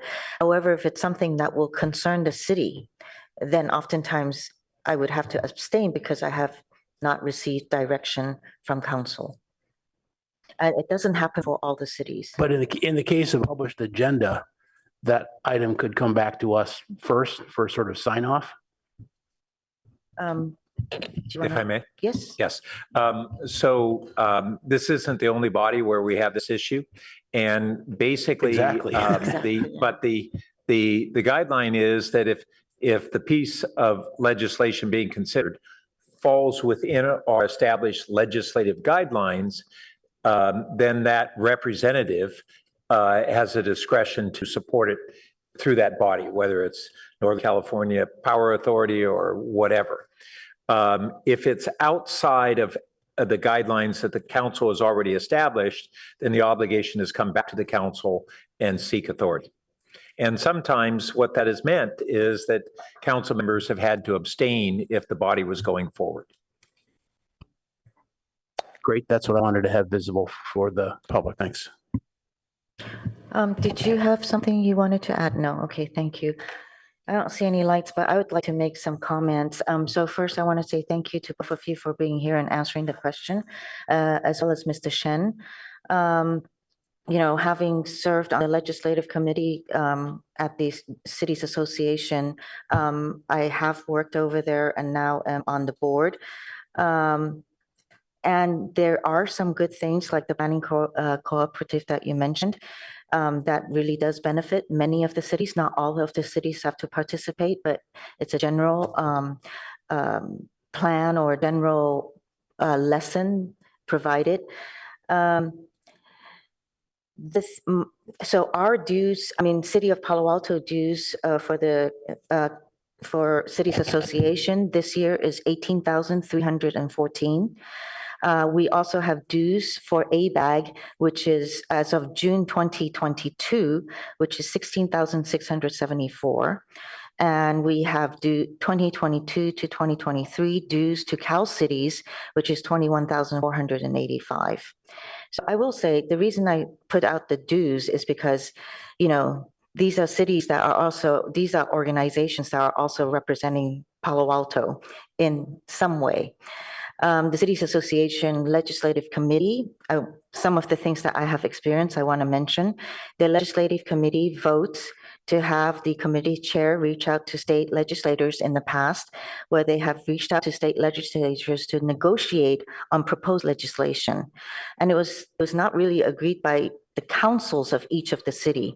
So in a way, you know, them going out and negotiating based on what the city association's legislative committee told them to go and negotiate on was in a way overstep of their powers. There were no legislative analysts to vote to review proposed legislation, but rather council members who they would be the analysts for those legislation. Some of them would have their own city's lobbyists provide analysis, but you know, this is one council member with some representation giving a description or analysis of a legislation that is proposed. Cities Association letterhead, I've asked this multiple times, does the letterhead include all of the cities from Santa Clara County? And if that is how it is on the letterhead, then even when a city with a dissenting vote, that letter gets sent as a whole to the state and can appear like they have a yes vote or a unanimous vote from all Santa Clara County, which I think is misleading.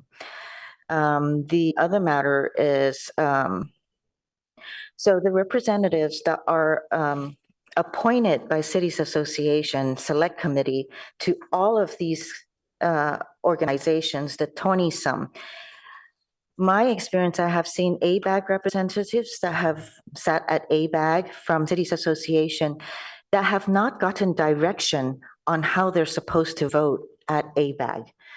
And now when they vote, they're representing all 15 cities. And so I have a huge issue with that. I'm not sure how they vote on all the other committees. But definitely I've seen them do it at ABAG because I've gone and spoken in front of them.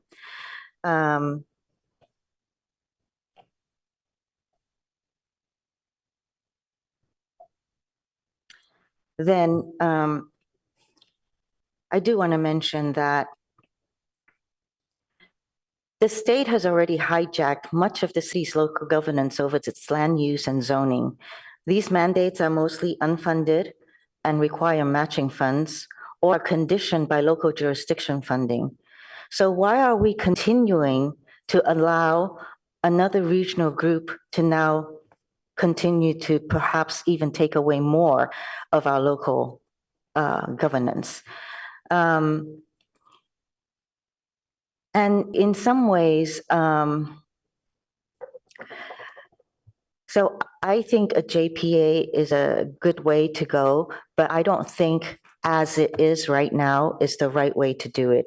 I do think we do have to put some more levers in there and limitations so that we can rest assured that they do not exceed their power. I've been researching JPAs a lot, and there is a grand jury report out of Nevada that says JPAs does serve a legitimate purpose, but they are subject to little, if any, oversight or accountability. which leaves it open for many different abuses and misuses, right? It lacks oversight. So until we have a little bit more ability to be assured that these misuses are not going to happen, and really, you know, I mean, this body changes board members all the time. So there is opportunities where there's a board that just we don't agree with. So I just want to caution on just going in and just approving and taking what is proposed today as drafted. I do think that there's a lot more that needs to be reviewed. And lastly, I said that already earlier, but this says it much better. At the end of the day, you know, we are here to, we have to remind ourselves that we do have the obligations of the city of Palo Alto voters versus just jumping into what the JPA is, the agreement is as drafted.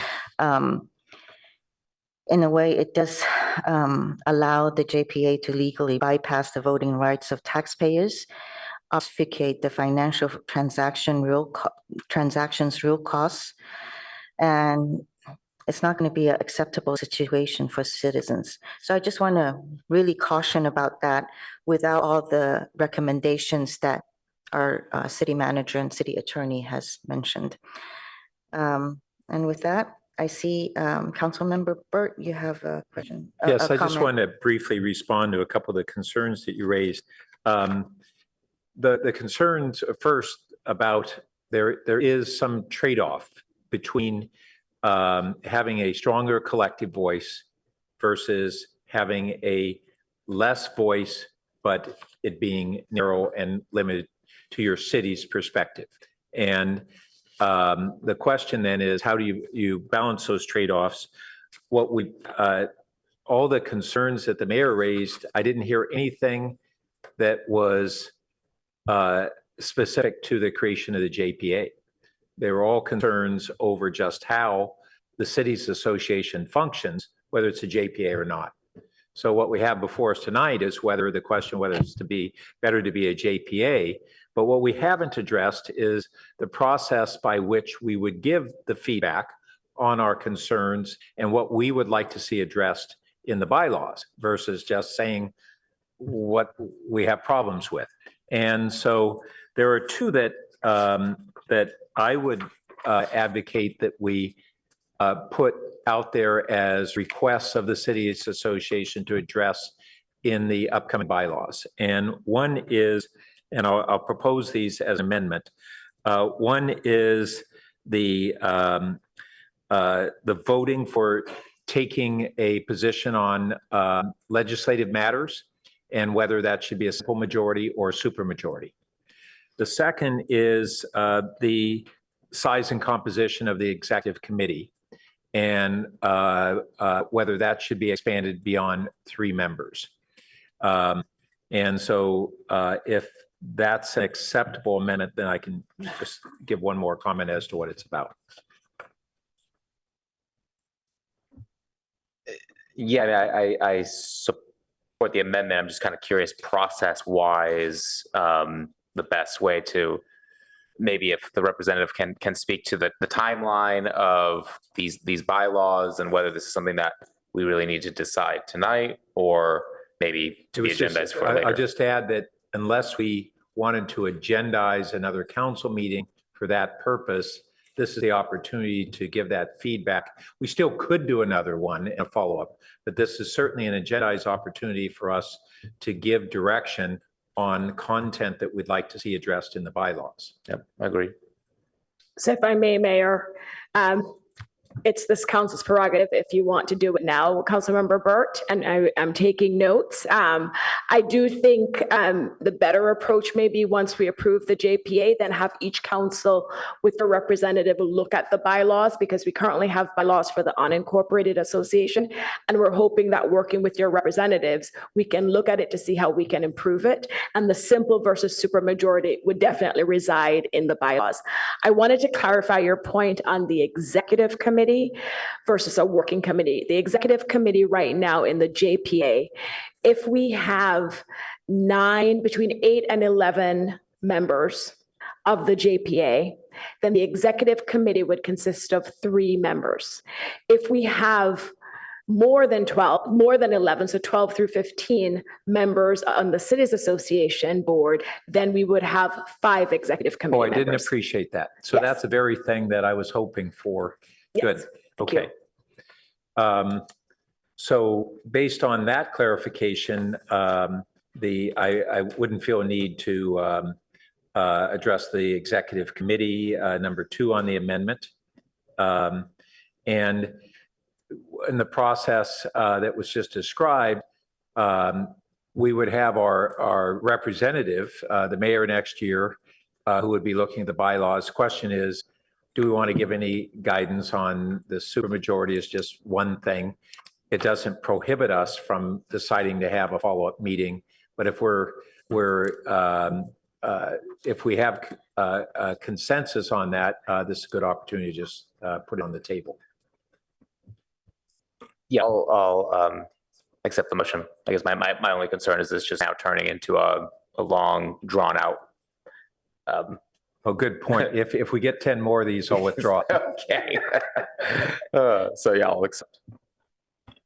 Well, I just wanted to comment that the legislative matters and taking a position on it, we discussed this as a council with respect to our very own letters to Sacramento.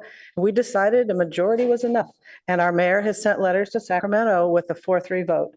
And the way we decided to deal with that is to say, it's a 4-3 vote. So there's also other ways of doing this besides a supermajority. And then you can, and we decided not to name the members, but one could. So I think that asking the Cities Association to do something that's inconsistent with what we do is not necessarily something I'm eager to support.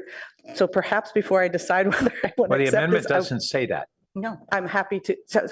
The amendment looks at whether it should be a simple majority or a supermajority. It does not take a position. Yeah. So in the bylaws, you want them to include that voting for taking a position on legislative matters. Maybe we need to reword it a little bit just to make sure I'm getting what you're saying. Well, I don't think so. We're asking them to have this considered in the bylaws, whether it should be a supermajority or a simple majority. When it comes to legislative matters. Yeah. So I think what we want to say here is request the CASC and the upcoming bylaws to consider whether, when voting on a position on legislative matters, it should be a simple majority or supermajority. Is that what you intend? We'll see what the clerk comes up with.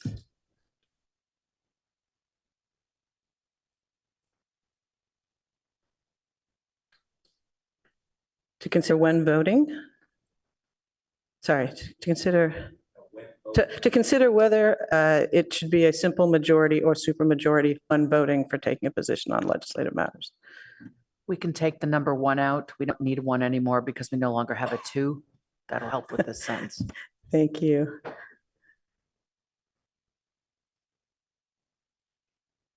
That's good enough.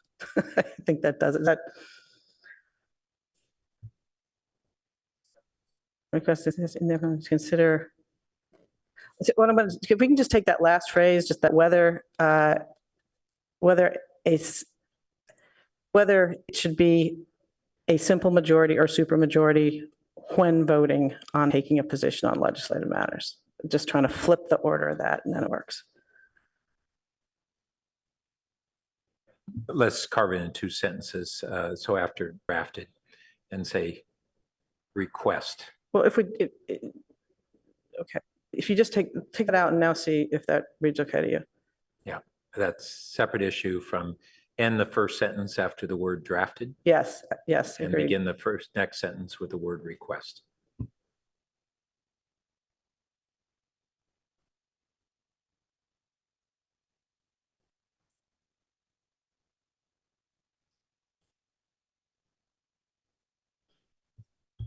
I'll accept that. Was that what your light was on for? Okay, thank you. Um, so I wanted to find out, was the working group that was proposed in this agreement? In this current agreement, or did it get incorporated after you mentioned it? The agreement, I believe, provides the option to the board to establish a working committee. And that's what we want to include from the memo, that at the discretion. So does the council want to now take a position on whether it should be done now or as each event comes up? Is that what was in the note, the at places memo? Well, let's see. That is a question for the council to consider, whether you Right. want to. So whether and when to establish a working committee is a discretionary decision. The At Places memo, I think, clarified that it need not be the executive committee, but it is a discretionary decision. So again, that's something where I assume that could be done in the bylaws, but I think you're asking whether we want to do it tonight. Yeah, I'm just kind of saying that since we're putting direction in here, would it be, I mean, I think it would be worthwhile to have clarity, to have clarity on this matter. So is that something that you consider? I'm not prepared, I'm sorry, Waisha. Can you clarify what you want to include in how you want to amend it? I'd like to say that, to determine,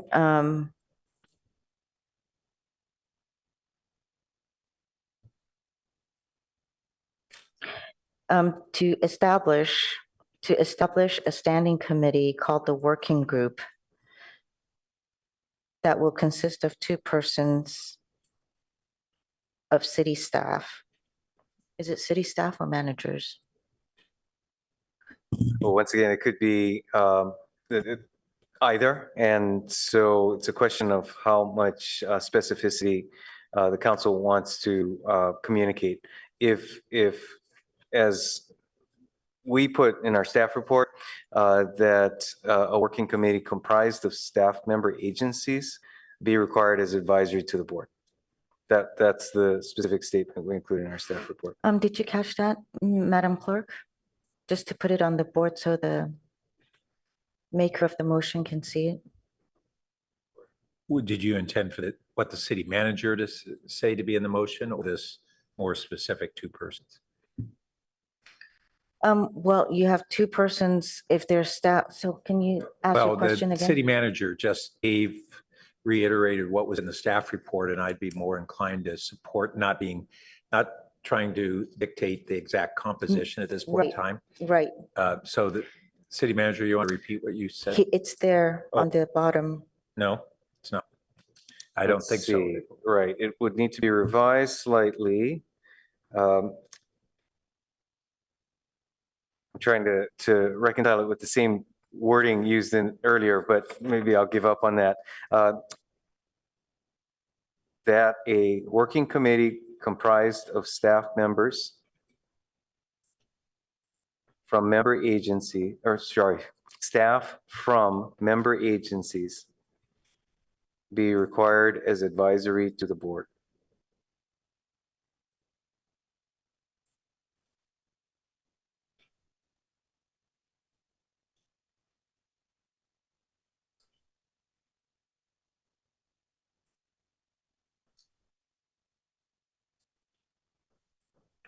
Be required or be established?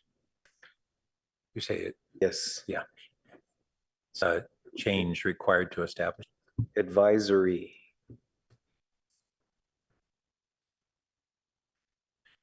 This would be similar to the First Amendment, a request that the cities association would consider this in their bylaws? Mhm. Okay, if it's a request, that's fine. I accept that. I'm City not, clerk, you could delete the word required. And established, yes, add the word as.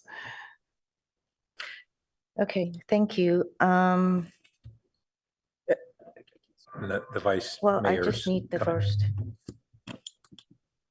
So you're the maker of the motion? Yep, And did you accept? I accepted it. Okay, I don't know about big. he accepted it. so I don't get a say. Will be this request that's not in there yet. Yeah, so Madam Attorney, if the maker of the motion accepts, and second doesn't, we go into unfriendly? Yes, then you take a vote on the amendment.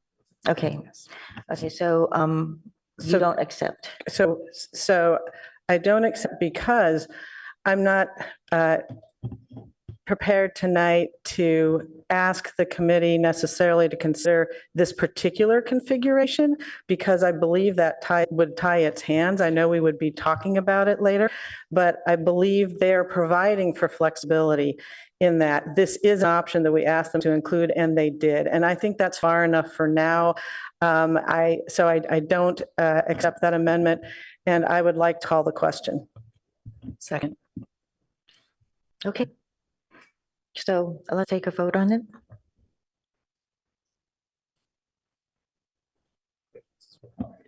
First vote is on calling the question. And it requires a supermajority. Let me just check your rules.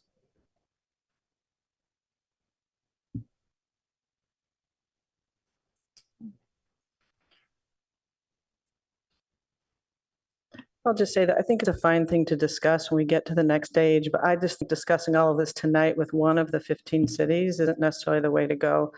And I think this one, because it's already amongst the options, isn't as necessary. So that was my thinking on that. And then also this is, they're taking it back also to their committee to discuss this. So I think, it's a worthwhile discussion for them to have. Furthermore, doing this JPA. We're not supposed to be debating if you're calling a She's- question. Okay. And the person who called the question began Is the this debate debate. and the mayor's. We don't do this very often, but here are the attributes of calling the question. The second is required, which you have. It is not subject to debate, is not subject to amendment, and it does require a 2/3 vote. So you have a call the question and a second, and so you need to take that vote now. Okay.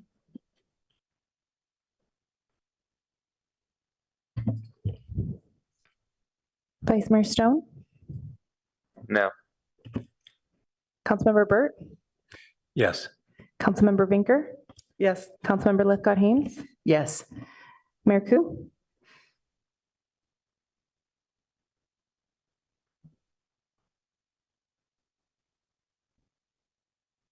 No. Councilmember Chinaka, Yes. Councilmember Lowing, Yes.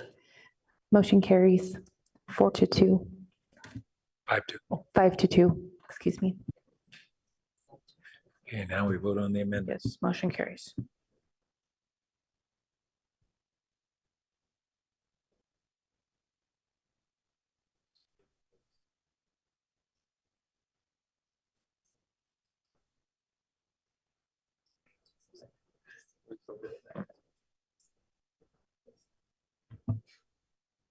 So just for clarification, this vote is on the amendment. Yes, this is on the amendment. All right, taking the vote on the amendment, Councilmember Lithcott Haynes, No. Councilmember Vinker, No. Councilmember Tanaka, No. Councilmember Burt, Yes. Councilmember Lowing, Yes. Vice Mayor Stone, Yes. Mayor Ku. Yes. Motion carries 4-3. Thank you, Councilmember. Councilmember Vinker? Oh, you don't have your, okay, very good. Thank you. So you don't have any concerns on the budget, just not coming to all the council for review? That's fine. Okay. All righty. Oh, lights went up again. Just one simple one. We were Councilmember. going to, that amendment would fall under request. So I think that now that we've passed that amendment, shouldn't we now break the motion and after request,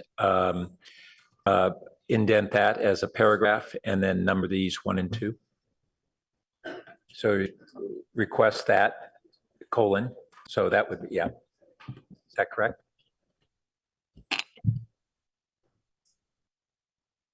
I can't actually hear you, but as what I understood what happened, the question was called, which pertains to the motion on the floor, which was the amendment. So you've called the question on the amendment, you voted on it. Now the amendment is incorporated into the main motion, which you have not voted on yet. Is there a question? Yeah, apologies. I didn't realize, I was trying to call the main question and I didn't realize the amendment had been seconded and was being voted on. Yeah, so it was apologies. pending. So that would require another call to question. Which I will do. I will call the question. Second. Wait, what are you calling now on? The main motion. Oh, okay. So you just want to stop all comments and just go to voting on this? Did we get wording right? I know, I'm trying to read it and she's calling the question. Out of respect for the mayor, I will withdraw that. I'm just hoping that we can move this forward without a lot of instructions that, if every city were to do, could become quite burdensome. But I will withdraw that, Madam Mayor, because I know you're trying to read the motion. I appreciate it. I mean, this is something that is giving some power to a regional committee, and I would hate to see that we just give it without taking a deeper dive or looking at it carefully. So thank you for taking your question off the table. All right, Madam. Yes, I'm sir. sorry, Mayor. Would in B, the word determined be better replaced with whether? Whether? Whether a working, since we've got consider A, whether it should be, and then B, whether a working committee should be. I like Whether is that. fine. And then, I'm sorry, after agencies should.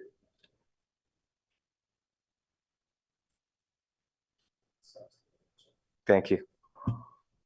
All right, thank you. Madam Clerk?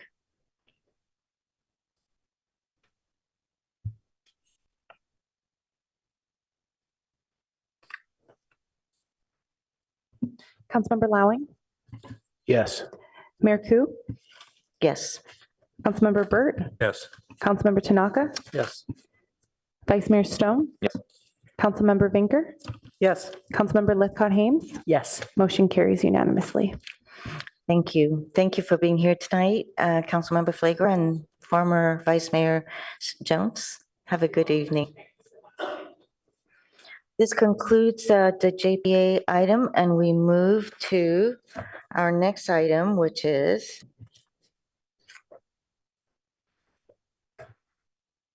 public hearing, adoption of an ordinance amending the Stanford University Medical Center Development Agreement, adjusting the timeline for achieving the SUMC alternative mode share targets, and adoption of a resolution updating the mitigation, monitoring, and reporting program accordingly. Hello. Good evening, Mayor and City Good Council. evening. Madam Mayor, I need to make a statement. I'm sorry? May I make a statement preliminarily to this before this matter starts? Oh, yes. Yes. Thank you. Thank you. So because I do life science patent work for Stanford, I am deemed to have a conflict of interest and will recuse myself from tonight's discussion. I note again, were this the city of Berkeley or Davis or many other California college towns that host state universities, and I did the same type of work for those schools, I would not need to recuse. As a result, I am in conversation with state policymakers to explore how to put Palo Alto on the same footing as other college towns and change this inequitable situation. Thank you.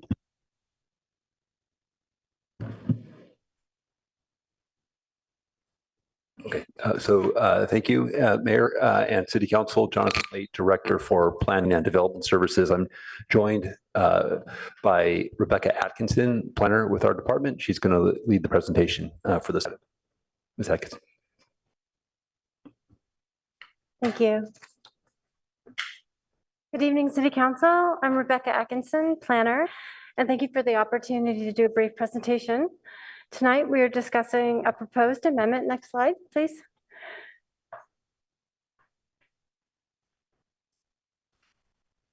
The original development agreement for the Stanford University Medical Center project. The proposed amendment text is outlined in Attachment A and is discussed in detail in the staff report. The effect of approving this amendment would be to adjust the timeline for which SUMC would be allowed to achieve their alternative transportation mode share targets. These targets are outlined in the original development agreement from 2011 and are also included in the project mitigation, monitoring, and reporting program. This application represents the first amendment to the development agreement. Next slide, please. The SUMC development agreement runs for 30 years from 2011. The city and SUMC monitor compliance with the agreement and other project entitlements on an ongoing and annual basis.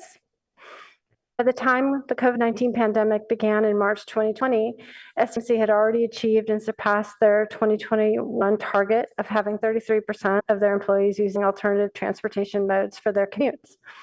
In various years, SUMC had also previously achieved the 2025 target of having 35.1% of employees using alternative transportation.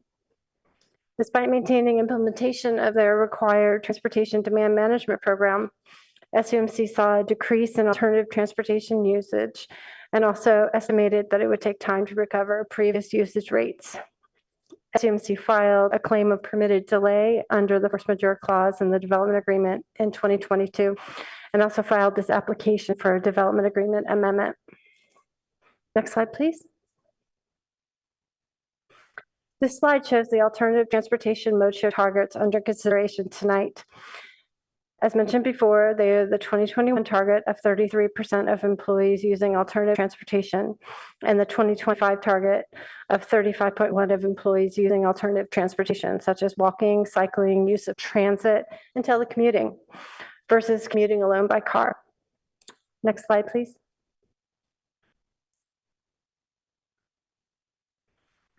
This slide shows the alternative transportation mode share targets. This slide shows the pattern of how employees commuted since 2011. Alternative transportation mode share targets were missed in 2021, 2022, and 2023. Although the result for 2023 do show an increase in and somewhat a recovery of the number of SUMC employees using alternative transportation. 2023 shows 25.6% of SUMC employees using alternative transportation modes. Next slide, please. The development agreement and the project mitigation monitoring and reporting program require payments of alternative transportation funding if targets are missed for 2 consecutive years before 2025. Next slide, please. In their application, SUMC suggests that the proposed adjustments in the timeline to achieve the alternative transportation mode share targets would provide local clarity on how to implement the development agreement with respect to their claim of force majeure during the COVID-19 pandemic. The timeline considers the duration of the federal public health emergency declaration, as well as gives time for alternative transportation systems to recover. Next slide, please.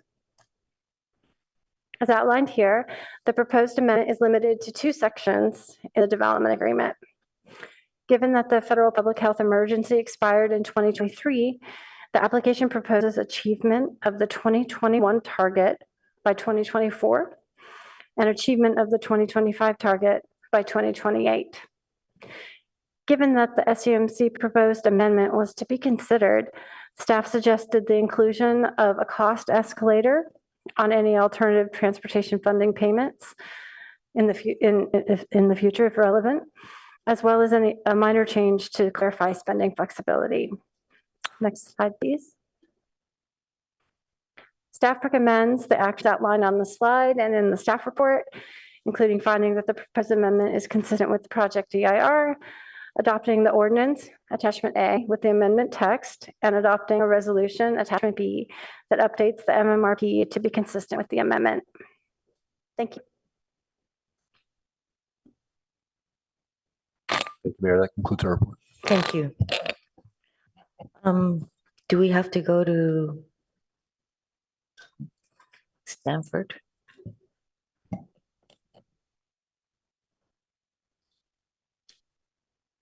Yeah, so it'd be appropriate to go to Stanford at this point. Okay, and how many minutes?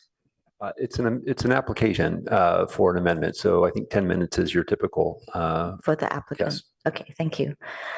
Madam, would you like to provide your presentation?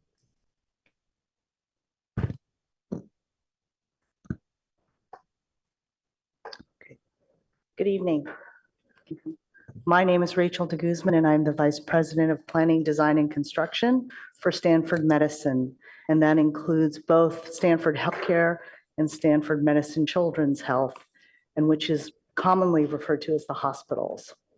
So more than a decade ago, in 2011, the city issued entitlements for Stanford Medicine's facilities renewal and replacement project, allowing the construction of roughly 1.3 million net new square feet of hospital facilities, clinics, and medical research spaces.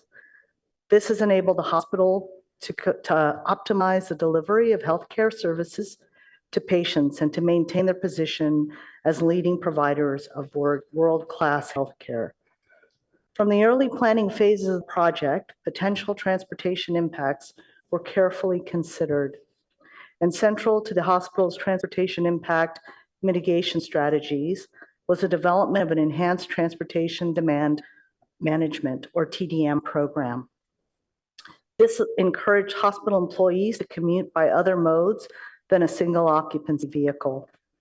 Our goal is that by 2025, at least 35.1% of hospital employees would be commuting to work by alternative transportation modes, such as carpool, vanpool, bus, Caltrain, or bicycle, with interim targets established in the years leading up to 2025.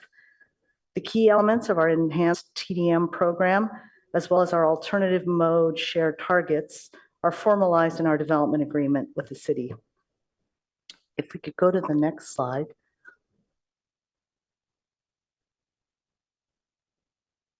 So the hospitals readily implemented the enhanced TDM program measures, including purchasing Caltrain Go passes for all eligible employees 3 years before our commitments to the city required us to do so. And our employee commute alternative mode share increased in response and continued to climb in subsequent years. The hospitals regularly met and even exceeded mode share targets for 7 years, even exceeding the final full build-out target. Unfortunately, and seemingly overnight, the COVID-19 pandemic reversed all of the progress that the hospitals had made towards increasing the use of alternative transportation modes. Our alternative mode share dropped by 5 percentage points in the first year following the onset of the pandemic, and then fell another 8.9 percentage points the following year as new COVID-19 variants emerged. Only in this past year have we begun to regain ground, with our alternative mode share increasing by 5.7 percentage points.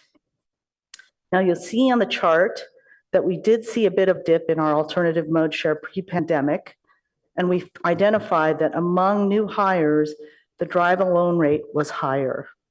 In response, we made significant improvements to our new employee orientation, aimed at building greater awareness of TDM programs, including a 5-minute video summarizing the different transportation programs available. It's important to note that we were still meeting the relevant interim target.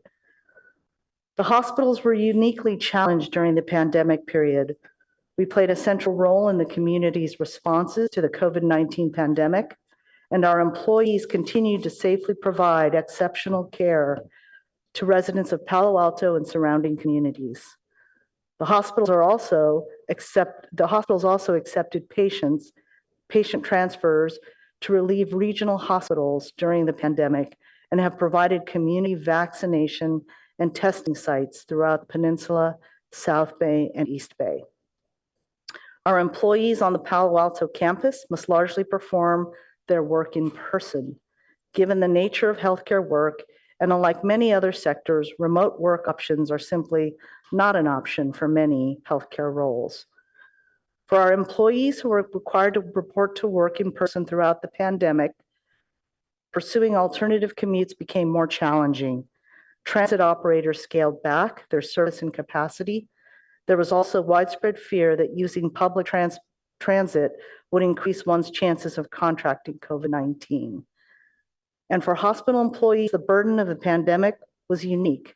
In order to continue providing the best possible care to the community, employees needed to maintain their own health and safety, which often meant minimizing any necessary potential exposure to the virus, and in many cases, switching to drive alone commute. But throughout the pandemic, the hospitals continued to enhance their TDM programs with special modifications such as masking and social distancing requirements on Stanford-operated transit. We continue to provide the annual Caltrain Go Pass to employees throughout the pandemic period. We continue to provide funding also to AC Transit for bus service to the East Bay. We continue to expand our bicycle and pedestrian networks, including the new Blake Wilbur Drive roadway extension, as well as enhancing our transit facilities, including 2 new modern transit shelters on campus, with more to come. We continue to improve our bicycle facilities, including a new bicycle enclosure on the Hoover Medical Campus, and are proud to report that in 2023, we've achieved gold status as a bike-friendly business. We even piloted 2 new park and ride programs with shuttle service to the Palo Alto campus, one in Santa Clara and another in Campbell, as we continue to try new ways to encourage alternatives to driving alone. Our TDM manager and team have continued to promote alternative forms of transit in many ways, from biweekly e-newsletters to staff and pop-up tabling events on campus, even in between, and everything in between. But even with all of these efforts, the lingering effects of the pandemic and its impact on mode choice means that the hospitals are no longer able to achieve on schedule the alternative mode share targets in the development agreement. We provided the city with a notice of permitted delay in June of 22, as allowed by the force majeure provision in the development agreement, and have since worked with the city on preparing a proposed amendment, which is being brought forward to you this evening. While we have begun to rebound, we will need additional time to meet our targets. Restoring previous transit habits lost in the pandemic will unfortunately take time. We've proposed that our 2021 interim date be shifted to 1 year following the declared end to the COVID-19 federal public health emergency, which occurred earlier this year in May. This would effectively shift our 2021 interim target date to 2024. If this interim target date is not met for 2 consecutive years, then the hospitals would make annual penalty payments to the city of $175,000 plus adjustments for inflation. As for the final payments to the city, as for the final alternative mode share target date, we're proposing that this would follow the adjustment interim target date by 4 years, consistent with the intervals laid out in the development agreement. This would adjust our final target date to 2028, and if the final target date is not met, the hospitals would make a $4 million payment to the city, plus adjustments for inflation. We continue to prioritize the reduction of drive-alone rates for our employees and are actively exploring and piloting new programs which will encourage the use of alternative modes. In particular, we remain committed to offering sustainable commute options for our employees and are also committed to reducing our organization's carbon footprint. We signed on to the U.S. Department of Health and Human Service Climate Pledge last year and are continuing to take steps to reduce our greenhouse gas emissions, including the footprint of our employees' commute. Our goals here are well aligned with the city's climate goals. We've also continued to build our network throughout the Bay Area of making care available closer to home and supporting trip reduction. And where possible, thanks to ongoing technological advancements, some healthcare visits can be made via telemedicine. In summary, the hospitals are striving to regain their previously successful alternative mode share, but given the significant and lingering effects of the pandemic, simply need additional time. We continue to offer our robust TDM program and expand and enhance our offerings and appreciate the city's ongoing collaboration as we continue to innovate in response to the challenges introduced by the pandemic. Thank you.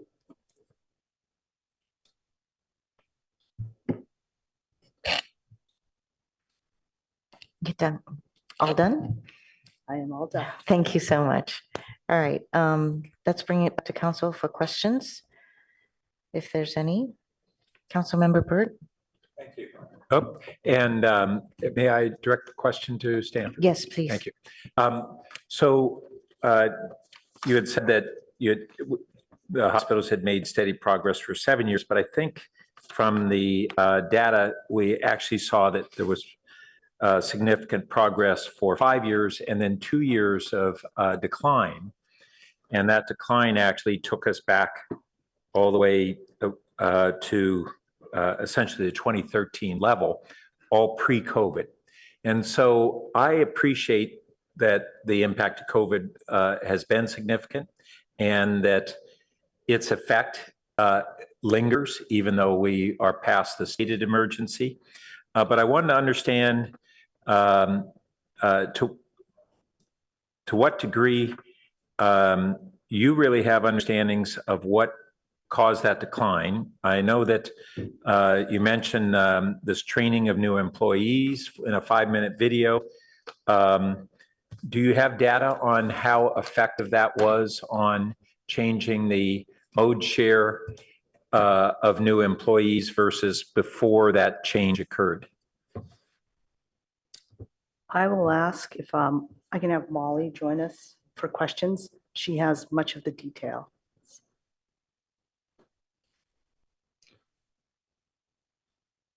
Oh. Thanks, Rachel. Good evening, council members. I'm Molly Swenson, Director of Land Use and Licensing for the hospitals. Ms. Swenson, will you pull the mic towards you? Thank you. There we go. To answer the question of after the 2019 initial data analysis and enhancements of the new employee orientation program, the pandemic hit and the hospitals needed to refocus their priorities. So there's not specific data that's focused on the effectiveness of those new employee orientation programs. Okay. Let's see if they.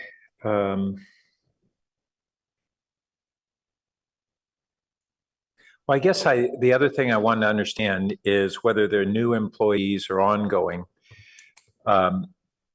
You have a broad range of programs, which is really commendable.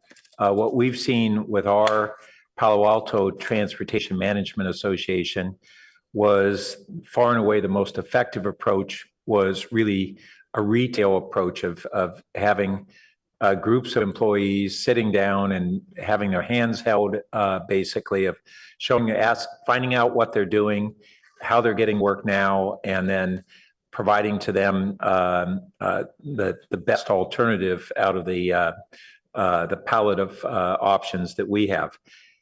To what extent is that retail selling of the TDM program done? So there are a couple examples I can think of that. First, as part of our larger sustainability initiative, there were focus groups that were organized around employee commute. This was probably about a year and a half ago, and really understanding the reasons behind employees' mode choices and what we could do as an organization to persuade people to get out of their cars when possible. And then another example would be some of the pop-up tabling events that Rachel mentioned. So we have certain public spaces on our campus where our transportation team, who's focused on alternative modes, will set up a table and talk to staff about the options that are out there. So that's kind of an example of the hands-on approach. Well, I'll be interested in discussing later kind of a more systematic outreach to employees. The other thing is that when we set up these programs, we were looking at reducing traffic in our community, but also on the environmental impacts from greenhouse gases and other pollutants. I know that you are having some strong initiatives on electric vehicle charging.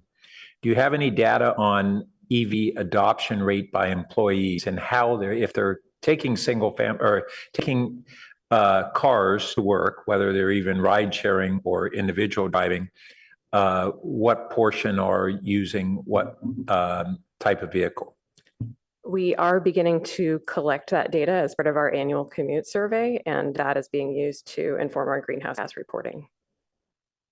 I will say that as we go into discussion, I'm going to be thinking about how we might even want to incorporate that aspect of reductions in our thinking about compliance, because it's a different way to meet one of the objectives, at least in part. Thank you. Councilmember Lithcott-Haynes. Thank you, Madam Mayor. I was going to proceed down the same line of questions that my colleague just asked about the sort of pre-pandemic situation and the very concerning dip in use of the kind of transportation we're trying to incentivize before we were faced with a public health crisis. So I just want to align myself with that concern. But now to maybe throw you a softball, we're concerned about the percentage, but we're also concerned about the denominator. And since the pandemic, we've had far fewer people coming into the office because so many are working hybrid. So it seems to me that even if your percentages aren't where they're supposed to be, your overall number of commuters is way down, which may mean, to Councilmember Burt's earlier allusion, that that our overall number of trips has been reduced. So do you have any pre and post numbers on the number of people coming to campus today or last year versus, say, 2018 or 2019? So we do have data on the number of employees that work on our main campus, if that's part of the question. And one of the interesting things that has come out of the pandemic is that folks may have some greater level of flexibility to work, say, 1 day a week remotely, whereas pre-pandemic they did not. And that nuance is actually not captured in the data that we report to the city. So the actual percentage of employees that are commuting by alternative modes may be slightly lower than what we report out to the city, because what we report is based on what employees indicate is their primary commute mode. So you don't have a sense of how many vehicles are coming onto campus today versus 2019? That would require trip monitoring, which we have not done. Okay, thank you. Vice Mayor Stone. Thank you, Madam Mayor. One of my concerns is that from the data that you shared, the drop from 2021 to 2022, about a 9% drop there. Can you explain why you think that is? So that coincides with the emergence of new COVID-19 variants. We had a lot of optimism that with the vaccinations that came out in 2021, that folks would resume use of alternative modes. And with the emergence of new variants, that did not occur, and we saw a further drop. Okay. And then trying to understand the need for extending the timeline of meeting the alternative mode share targets from 2025 to 2028. How much is that tied to the construction timeline being extended from the initial completion date of 2025 to 2028? Is the need for that 3-year extension because now the construction timeline has been extended 3 years? Our proposal was actually to follow the mode split targets as identified in the development agreement. So in pushing out the second interim target date, we would push out the final target date accordingly. The targets were stepped in acknowledgement that it takes time to build changes in transit habits. And we were intending to follow that same structure that was part of the original development agreement. Okay. I'll also add that, the construction, due to the pandemic, we did pause on some construction to allow for the pandemic and caring for patients. So we have seen a little bit of an extension just of schedule from the construction standpoint. Okay. And then kind of a follow-up to Councilmember Lithcott-Hames' question and remarks you made during your 10 minutes. Do you know what percentage of your staff is telecommuting, or at least telecommuting more than 50% of the time? So if they're telecommuting more than 50% of the time, their work location is assigned as our main campus, then they would be considered part of our alternative mode share. Those folks make up a small fraction of the percentage that are alternative commuters. Those are my questions. Councilmember Lowen? Yeah, I think we're all trying to get to the denominator, as was mentioned earlier by one of my colleagues. Can you just tell us how many employees you have in all those hospitals now?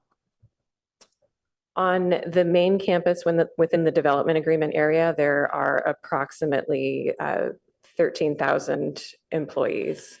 And how many were there in 2020? In 2020, I believe it was a similar number, but likely slightly lower. Slightly lower in Slightly lower in 2020. Okay, so you have slightly more total people, and we have a radical fall off in using this alternative mode. So do you have any idea what percentage of the 13,000 are new people that weren't there and already trained in 2018 and happy with the situation? I don't have that data. Because that's the only component that makes any sense to talk about in terms of why they aren't complying, right? I mean, you did so well way back in 2017. You were at almost 40%, and now if it's really subject to the new employees, then the new employees are not signing on to the game plan of whatever percentage that is of 13,000. So we had identified new employees as a potential source of drop in alternative mode share pre-pandemic, but the pandemic has obviously exacerbated our dropping alternative mode share. Yeah, I mean, that still seems to be the issue of, how much time does it take when you're kind of hammering into them that, gently persuading them that, we need to do this for the agreement and for cooperation and, and for the climate. Because I think what we're being asked to do is to say, okay, this is really probably almost all a new employee program, but we don't know how many of those are really new. And it's going to take, another 5-ish kind of years to get to numbers that you hit a long time ago. So it's just, I'm not seeing anything you don't know. It's just our perception of, what can we do together here? And I'd like to add that, after the public health emergency and the so-called pandemic ended, we've gone to alternative sort of workforce attendance, and it's hybrid, remote. And so that plays into also just the number of employees on campus. And that's a program that we've solidified after the pandemic, but we don't have all the numbers just yet because the program rolled out, I want to say, in the new year in terms of a formal program, who's hybrid, who's remote, and who's on site. Right, but Ms. Swenson said that that was primarily not the case, that everybody's coming at least a couple days a week. It's just a very, very tiny percentage that's truly remote. So I think the answer that I'm hearing is that we don't have the answer, is we don't know how many of them are a new component that we're trying to train. So let's have to leave that one there. And other colleagues have asked questions and you've given answers on those. So I think at this point, I'm done with this round. Thank you, Mayor. So how long were you stopped the construction phase during the pandemic? How long was it? It was just for a few months until we determined that we could continue to build. Part of it was construction workers not necessarily coming onto the site, and we were building in an occupied hospital. So we sort of paused construction, had to regroup, and then also look to address the capacity required to just take care of the pandemic patients coming in. Okay, so I'm just trying to kind of correlate the amount of time that is being pushed out. And why do you use, instead of just using a year, why are you using second interim target year and final target year instead of just the year, like originally? So instead of, I'm not going to calculate the years, but why that long? At the time we submitted the request, the end to the public health emergency was not known. And so we crafted that language, not knowing when the end date would be. The end date of? The public health emergency and how to adjust our target dates going forward. So now that it's ended and now that it's ended, maybe we just used a year?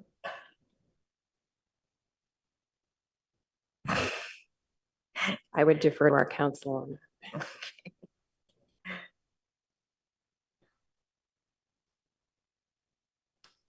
Good evening, Alan Murphy, counsel to SHG and Stanford LPCH. I think we certainly we would be open to that adjustment to just replace the year in the language. I mean, it would require a few more revisions to the draft amendment that is in front of you. So it might actually take more work that way, but we would not object to the change. So what year is the second interim target year? The second interim target year will be 2024. Let me just verify. And then I just want to make sure we have both dates right. But the final target year that you had mentioned earlier that I read was 2028, right? That's correct. Yes. Does that matter?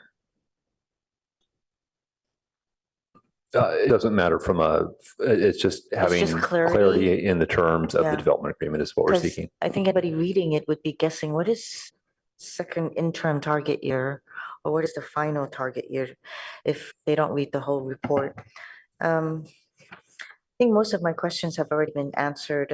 Councilmember Byrd and Vice Mayor Stone have asked them. Oh, in terms of the 175,000, that's if they do not complete it in the second interim year and final interim year. Is that when the 175 for each year comes into play? 175K?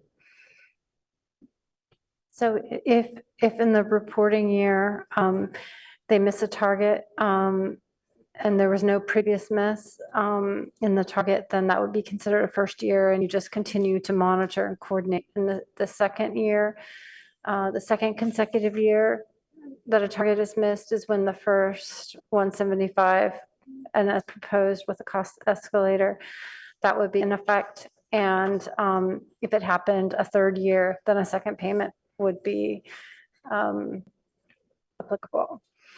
And so is the 300, is this amount included into our budget right now? No, it is not. Okay. Thank you. All right, thank you so much. I don't see any other lights. So if there is, yes. Yeah, I think you may have done this, but just be sure. I don't think there's a lot of people in the public, but I didn't know if there was any public Oh, speakers. I forgot. Yeah, Okay. thank you. Public comments, please. No hands are raised and there are no requests to speak. Thank you. Okay, thank you very much. So we'll bring it back to council for comments and a motion, if there's any. Vice Mayor Stone? Thank you, Madam Mayor. So I can understand why SUMC struggled to meet their alternative mode share targets during the pandemic and for the time kind of shortly coming out of the pandemic. So not meeting their 2021 target is justifiable. What I'm struggling to understand is the need to extend the timeline from 2025 to 2028. First, I thought it may have been related to the extended construction timeline due to the pandemic, but learned tonight that that construction timeline was only delayed by 3 months. We already saw a dip in the alternative rideshare pre-pandemic, dipped again from 2021 to 2022. The idea that it's because a lot of new employees just doesn't make much sense to me. So I can understand the force majeure clause being relied on if we were to attempt to penalize them for missing alternative mode shares during the pandemic. But we've emerged from the pandemic. We've been beyond the government mandated time of social distancing. The latest one, and I understand SUMC governed by the U.S. Health and Human Services Department, declaring an end to the COVID-19 public health emergency on May 11th, 2023. So I think Stanford kind of arguing that was the reason for the disruption in their alternative mode share. I don't dispute that, and it makes sense to not penalize for missing the 2021 targets when we were all encouraging social distancing. We did that here at the city, and should treat other entities the same. I struggle though to justify a 3-year extension, which I don't think is necessary and is just inconsistent with this agreement. So I think that's where I'm at. I can attempt to make a motion to kind of move this along. My motion would be to amend the SUMC development agreement to extend the second interim target year to 2024 and the final target year to 2026. I'm open to modifying that final date. I would second that. Thank you. And just briefly, again, I understand missing the 2021. I think the force majeure clause is a strong argument that I think Stanford would have a good chance of winning that in a court. I don't understand the extension, the 3-year extension of the final target year. I think extending it out 1 additional year make sense and gives them a little additional time between that second interim target and the final target year. But 2028, I don't think that's necessary. And I think having that earlier date is going to light a fire and hopefully get them back to the success that we were seeing about 10 years ago. Councilmember Lowing on your second. Yes, I basically concur with that. I know it's frustrating to all of us, starting with Stanford, that it's so slow to come back. But the fact that it was so high before the pandemic means that it can be done with those 120,000, 13,000 employees or less.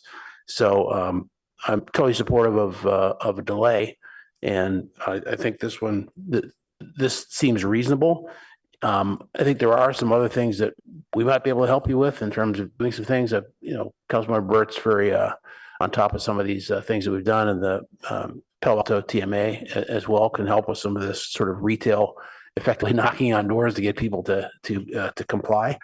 So, thank you. And I don't see any other lights as Councilmember Burt.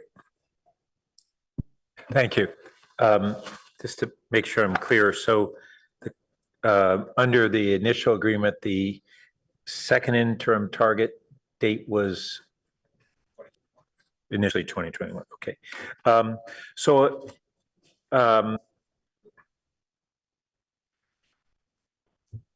will say that we've seen that the reduction actually was most of all in Caltrain ridership reduction. Caltrain has experienced across the board really significant reduction.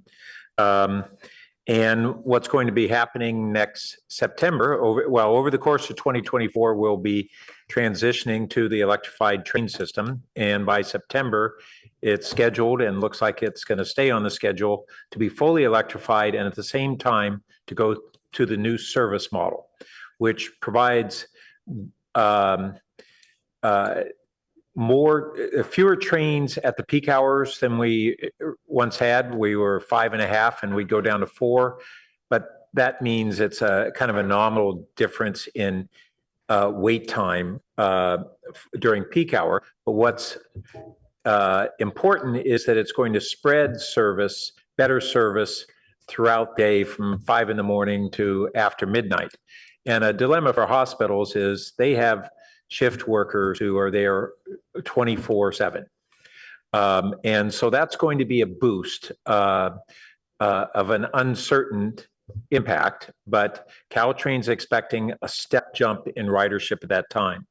And so I'm a little inclined to allow that impact to take hold, since they've been so reliant on Caltrain as a backbone of their TDM program, and allow that to go out to 2025 on the second interim.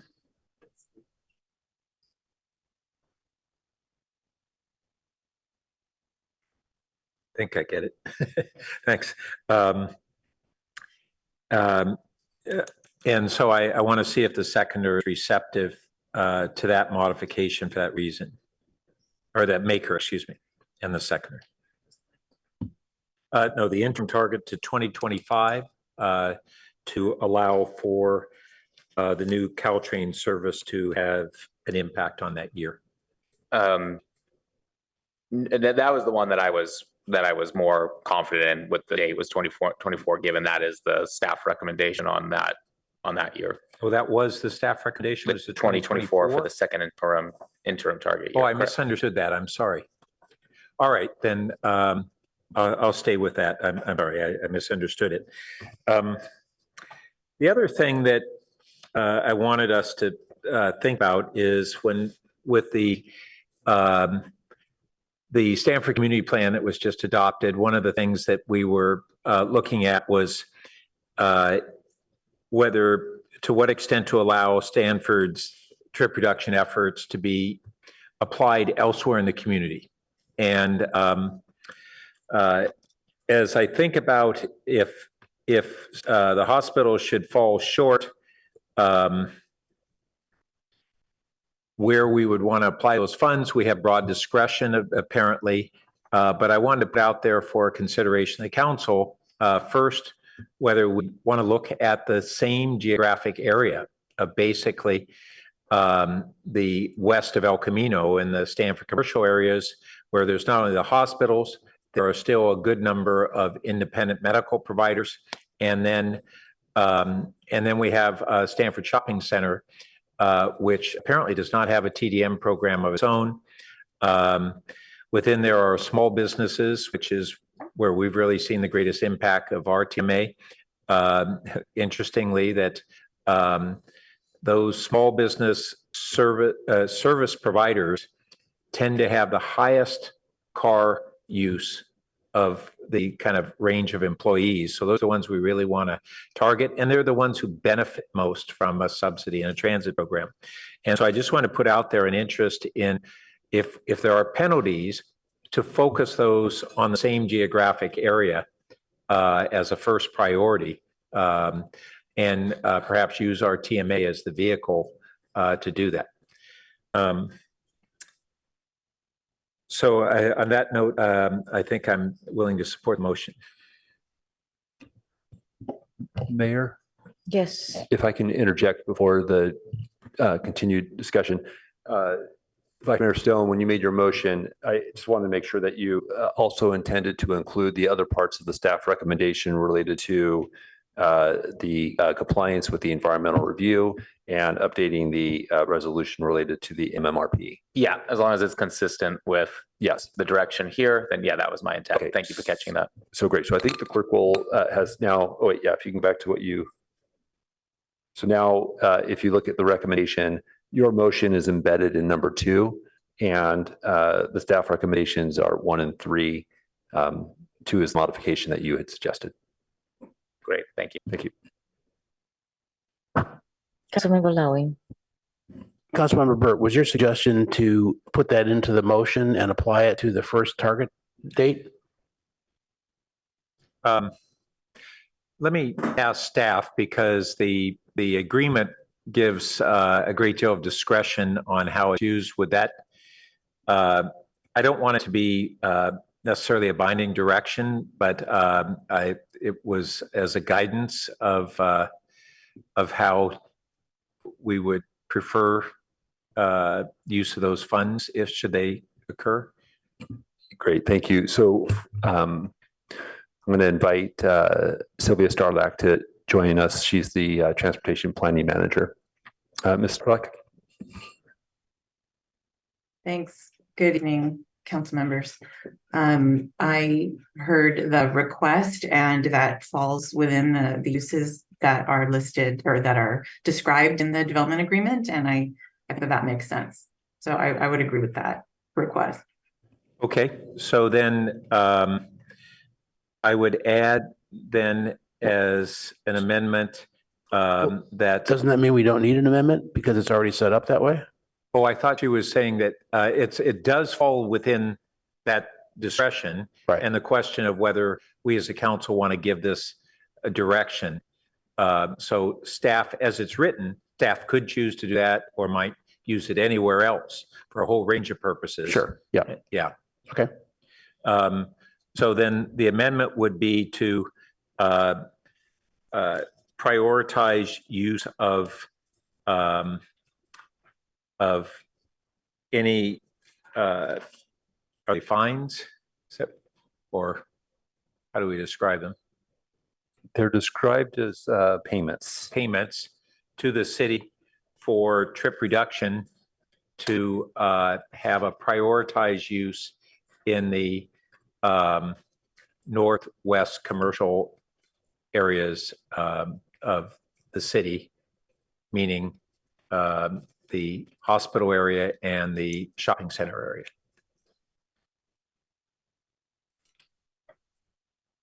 I don't know if there's a better way to describe that area, but that does it.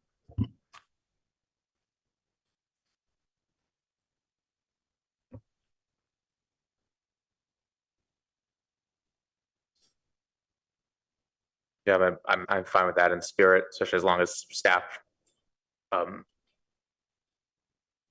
understands that, yeah, that is just a priority. If it doesn't work out, then then those fees can still be spent elsewhere. Right. You know, I'll obviously continue my second on that.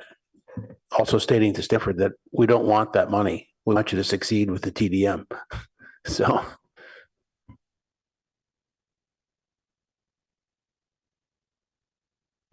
Yeah, I think that is understandable to us. So I'll just give Ms. Starlight a chance to weigh in if she has any questions.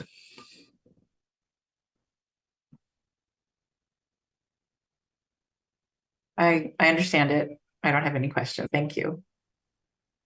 Councilmember Lithcott Haynes. Thank you, Madam Mayor. I want to reiterate our concern to our friends at Stanford that I think the presentation claiming that the pandemic was the cause of the downturn turned out to be a little misleading, and I think it's causing some consternation up here. The fact of there being a decline in 2018 and 2019 has really undercut that argument. As much as we understand that the pandemic then went on to do further damage, the program was clearly in decline for the 2 years preceding the pandemic. And I imagine it's contributed to the motion in front of us. That said, I want to ask my colleagues to just consider what we are proposing in terms of what we're asking Stanford to do. As Councilmember Lowing said, we don't want that money. We want you to succeed in the TDM, and I agree with you. We want you to succeed, but now the numbers this year appear to be at 25.6% alternative mode share. That's this year's number, and now we're saying that in 2024, it needs to jump to 33%. That is a jump of over 7 percentage points in 1 year, which is twice as big a jump as we asked for in even 3 years, going from 2018 under the original terms. 2018 to 2021 was going to go from 30 to 33%, and 2021 to 2025 from 33 to 35.1. So we're asking for a jump of 7.4% in 1 year, and I just don't know if we're setting them up for success with that request. Then we expect another jump 2 years later from 33% to 35% in only 2 years, which is a smaller interval than was previously articulated. So I just want us to consider, are we setting our partners here across the street up for the possibility of success? I know we want to light a fire. I know we want the numbers to be where we want them to be, but does this feel achievable?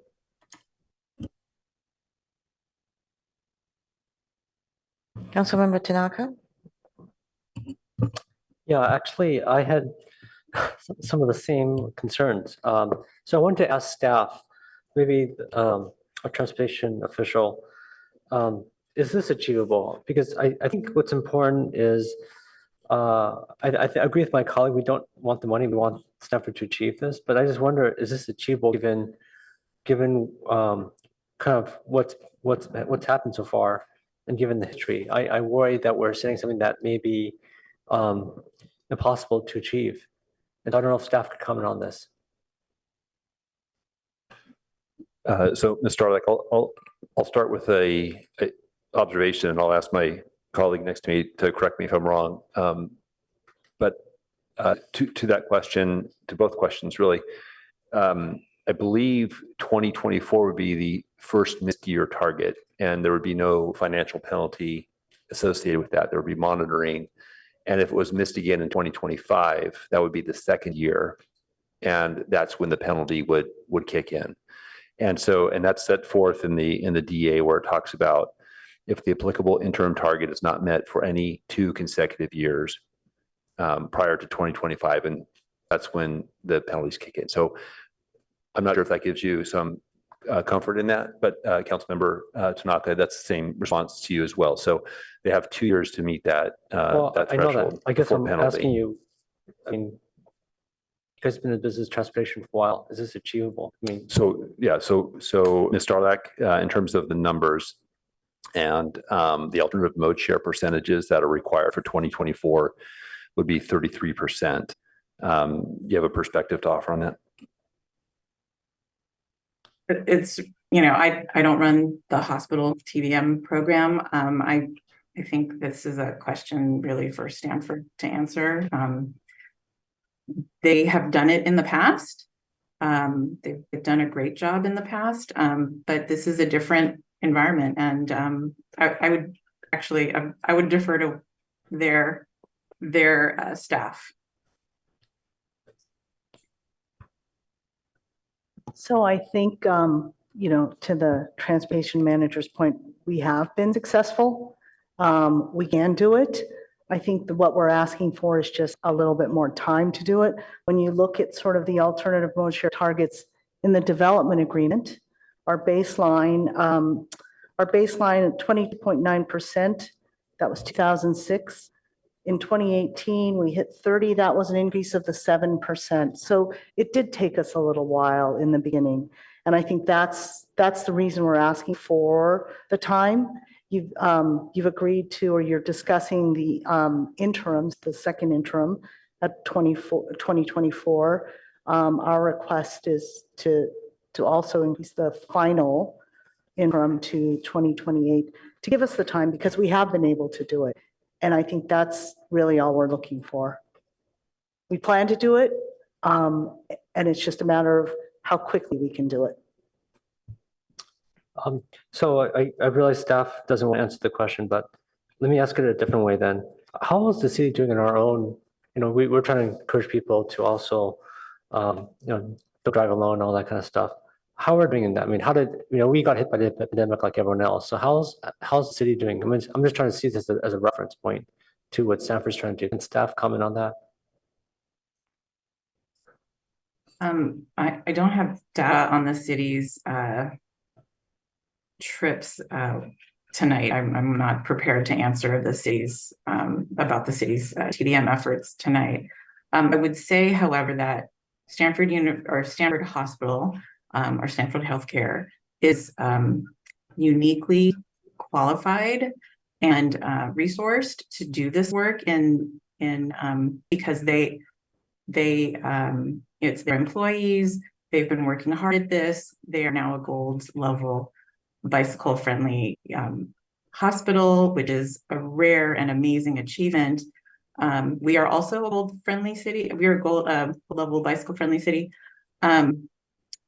They can do things that I cannot as transportation manager for the city of Palo Alto relative to our residents. So I feel like they are very well qualified to do this work. Okay, so you say well qualified, you think they could actually do it, or just saying that they're well qualified? Oh no, I think they can do it. Okay. This is a different, we're in a different transportation kind of environment right now, post-pandemic, with all of the changes that we've seen regarding work, telemedicine, all the things that have been discussed. And I think I think that they can do it. Okay, so you think the target that they have, that we have here, is achievable given your expert experience in transportation management? I would not rely on my expertise. I would rely on the data that has been provided. They've done it before. They can do it again. Okay, thank you. Councilmember Burt. Yeah, I just want to follow up. I had shared Councilmember Lithcott-Ames' concern that 2024 was an abrupt transition, but Director Late's clarification that it's really with the 2-year requirement, it's 2025, and that's 2025 to get back to their 2019 level, not their peak of 2017, which was well above the final target. So I think that that amount of time to just get back to what they had actually initially achieved in 2013 before they fell back is not overly aggressive. And it's a challenge for them, but I think that it's doable, and this was a very important mitigation for the development there of the hospital itself. This was the backbone. At the time we had adopted the development agreement, there were a lot of calls on the council and the community for broader mitigations that were outside of the hospital area, that weren't directly tied to the hospital itself and the development impacts of the hospital. And this was really the core mitigation that was there in exchange for a massive amount of new hospital development. So I think it's doable to just recover to where they were at that lower level, and then the 2026 is to get recovered to something below their previous peak. All right. Do you still have your light on, Councilmember Tanaka? Oh, no, I just, if I can, I have one other question. Okay, sure. Okay, it's actually for our city attorney. So, so let's say Stanford strongly disagrees with what we do here. What is the recourse they have? Is there, I mean, can we just unilaterally put whatever target we feel like? Or, well, I guess I'm trying to understand what is the boundaries here? No, we cannot just unilaterally. So we have an agreement. An amendment of the agreement requires a mutual agreement to amend. So the staff recommendation has been agreed to. So we know that. This is a little bit different. And so Stanford would have an opportunity either to agree with this or to stand on their original position that they're entitled to an exception from the penalty provisions due to force majeure. I see, okay. So I don't know whether the representatives here today can say whether they think this is something that they could accept or not. I think on this, isn't it better for staff to be going back on a discussion rather than having them tell us here?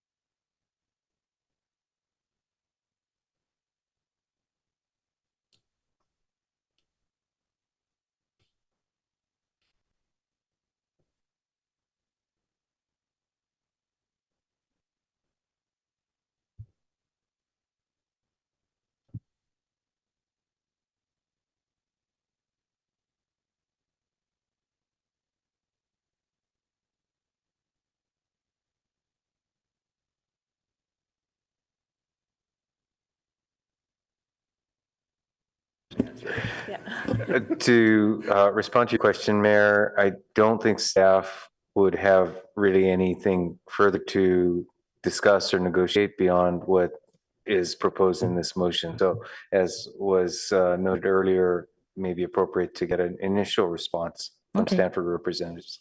Okay, so would Stanford representative like to respond to Councilmember Tanaka's question? At this time, we'd like to explore our possibilities if it's not approved per our request. So we'd like to explore our possibilities. Based on Going what forward. we have on our motion? Correct. Okay. You done? Yeah, I guess I was hoping for yes or no, but it sounds like they don't know. So They that's would fine. like to explore, right? Thank you. Okay, I don't see any other lights. Will you please, Madam Clerk, take our votes? Councilmember Burt, Yes. Vice Mayor Stone, Yes. Mayor Ku, Yes. Councilmember Lithcott Hames, No. Councilmember Tanaka, Actually, I forgot to ask, is it possible to say, the only part I'm concerned about is number 2. Can we separate out number 2? Where we started voting. Not separable? Okay, So city attorney says it's not separable. Okay. okay. Um, I'll please- vote no then. You vote, you said no, right? Okay, Councilmember Tanaka is a no. thank you. Councilmember Lowing, Yes. motion carries 4-2. Vinker recused. And this concludes this agenda item. Thank you, Stanford, and thank you, staff. And we are adjourned.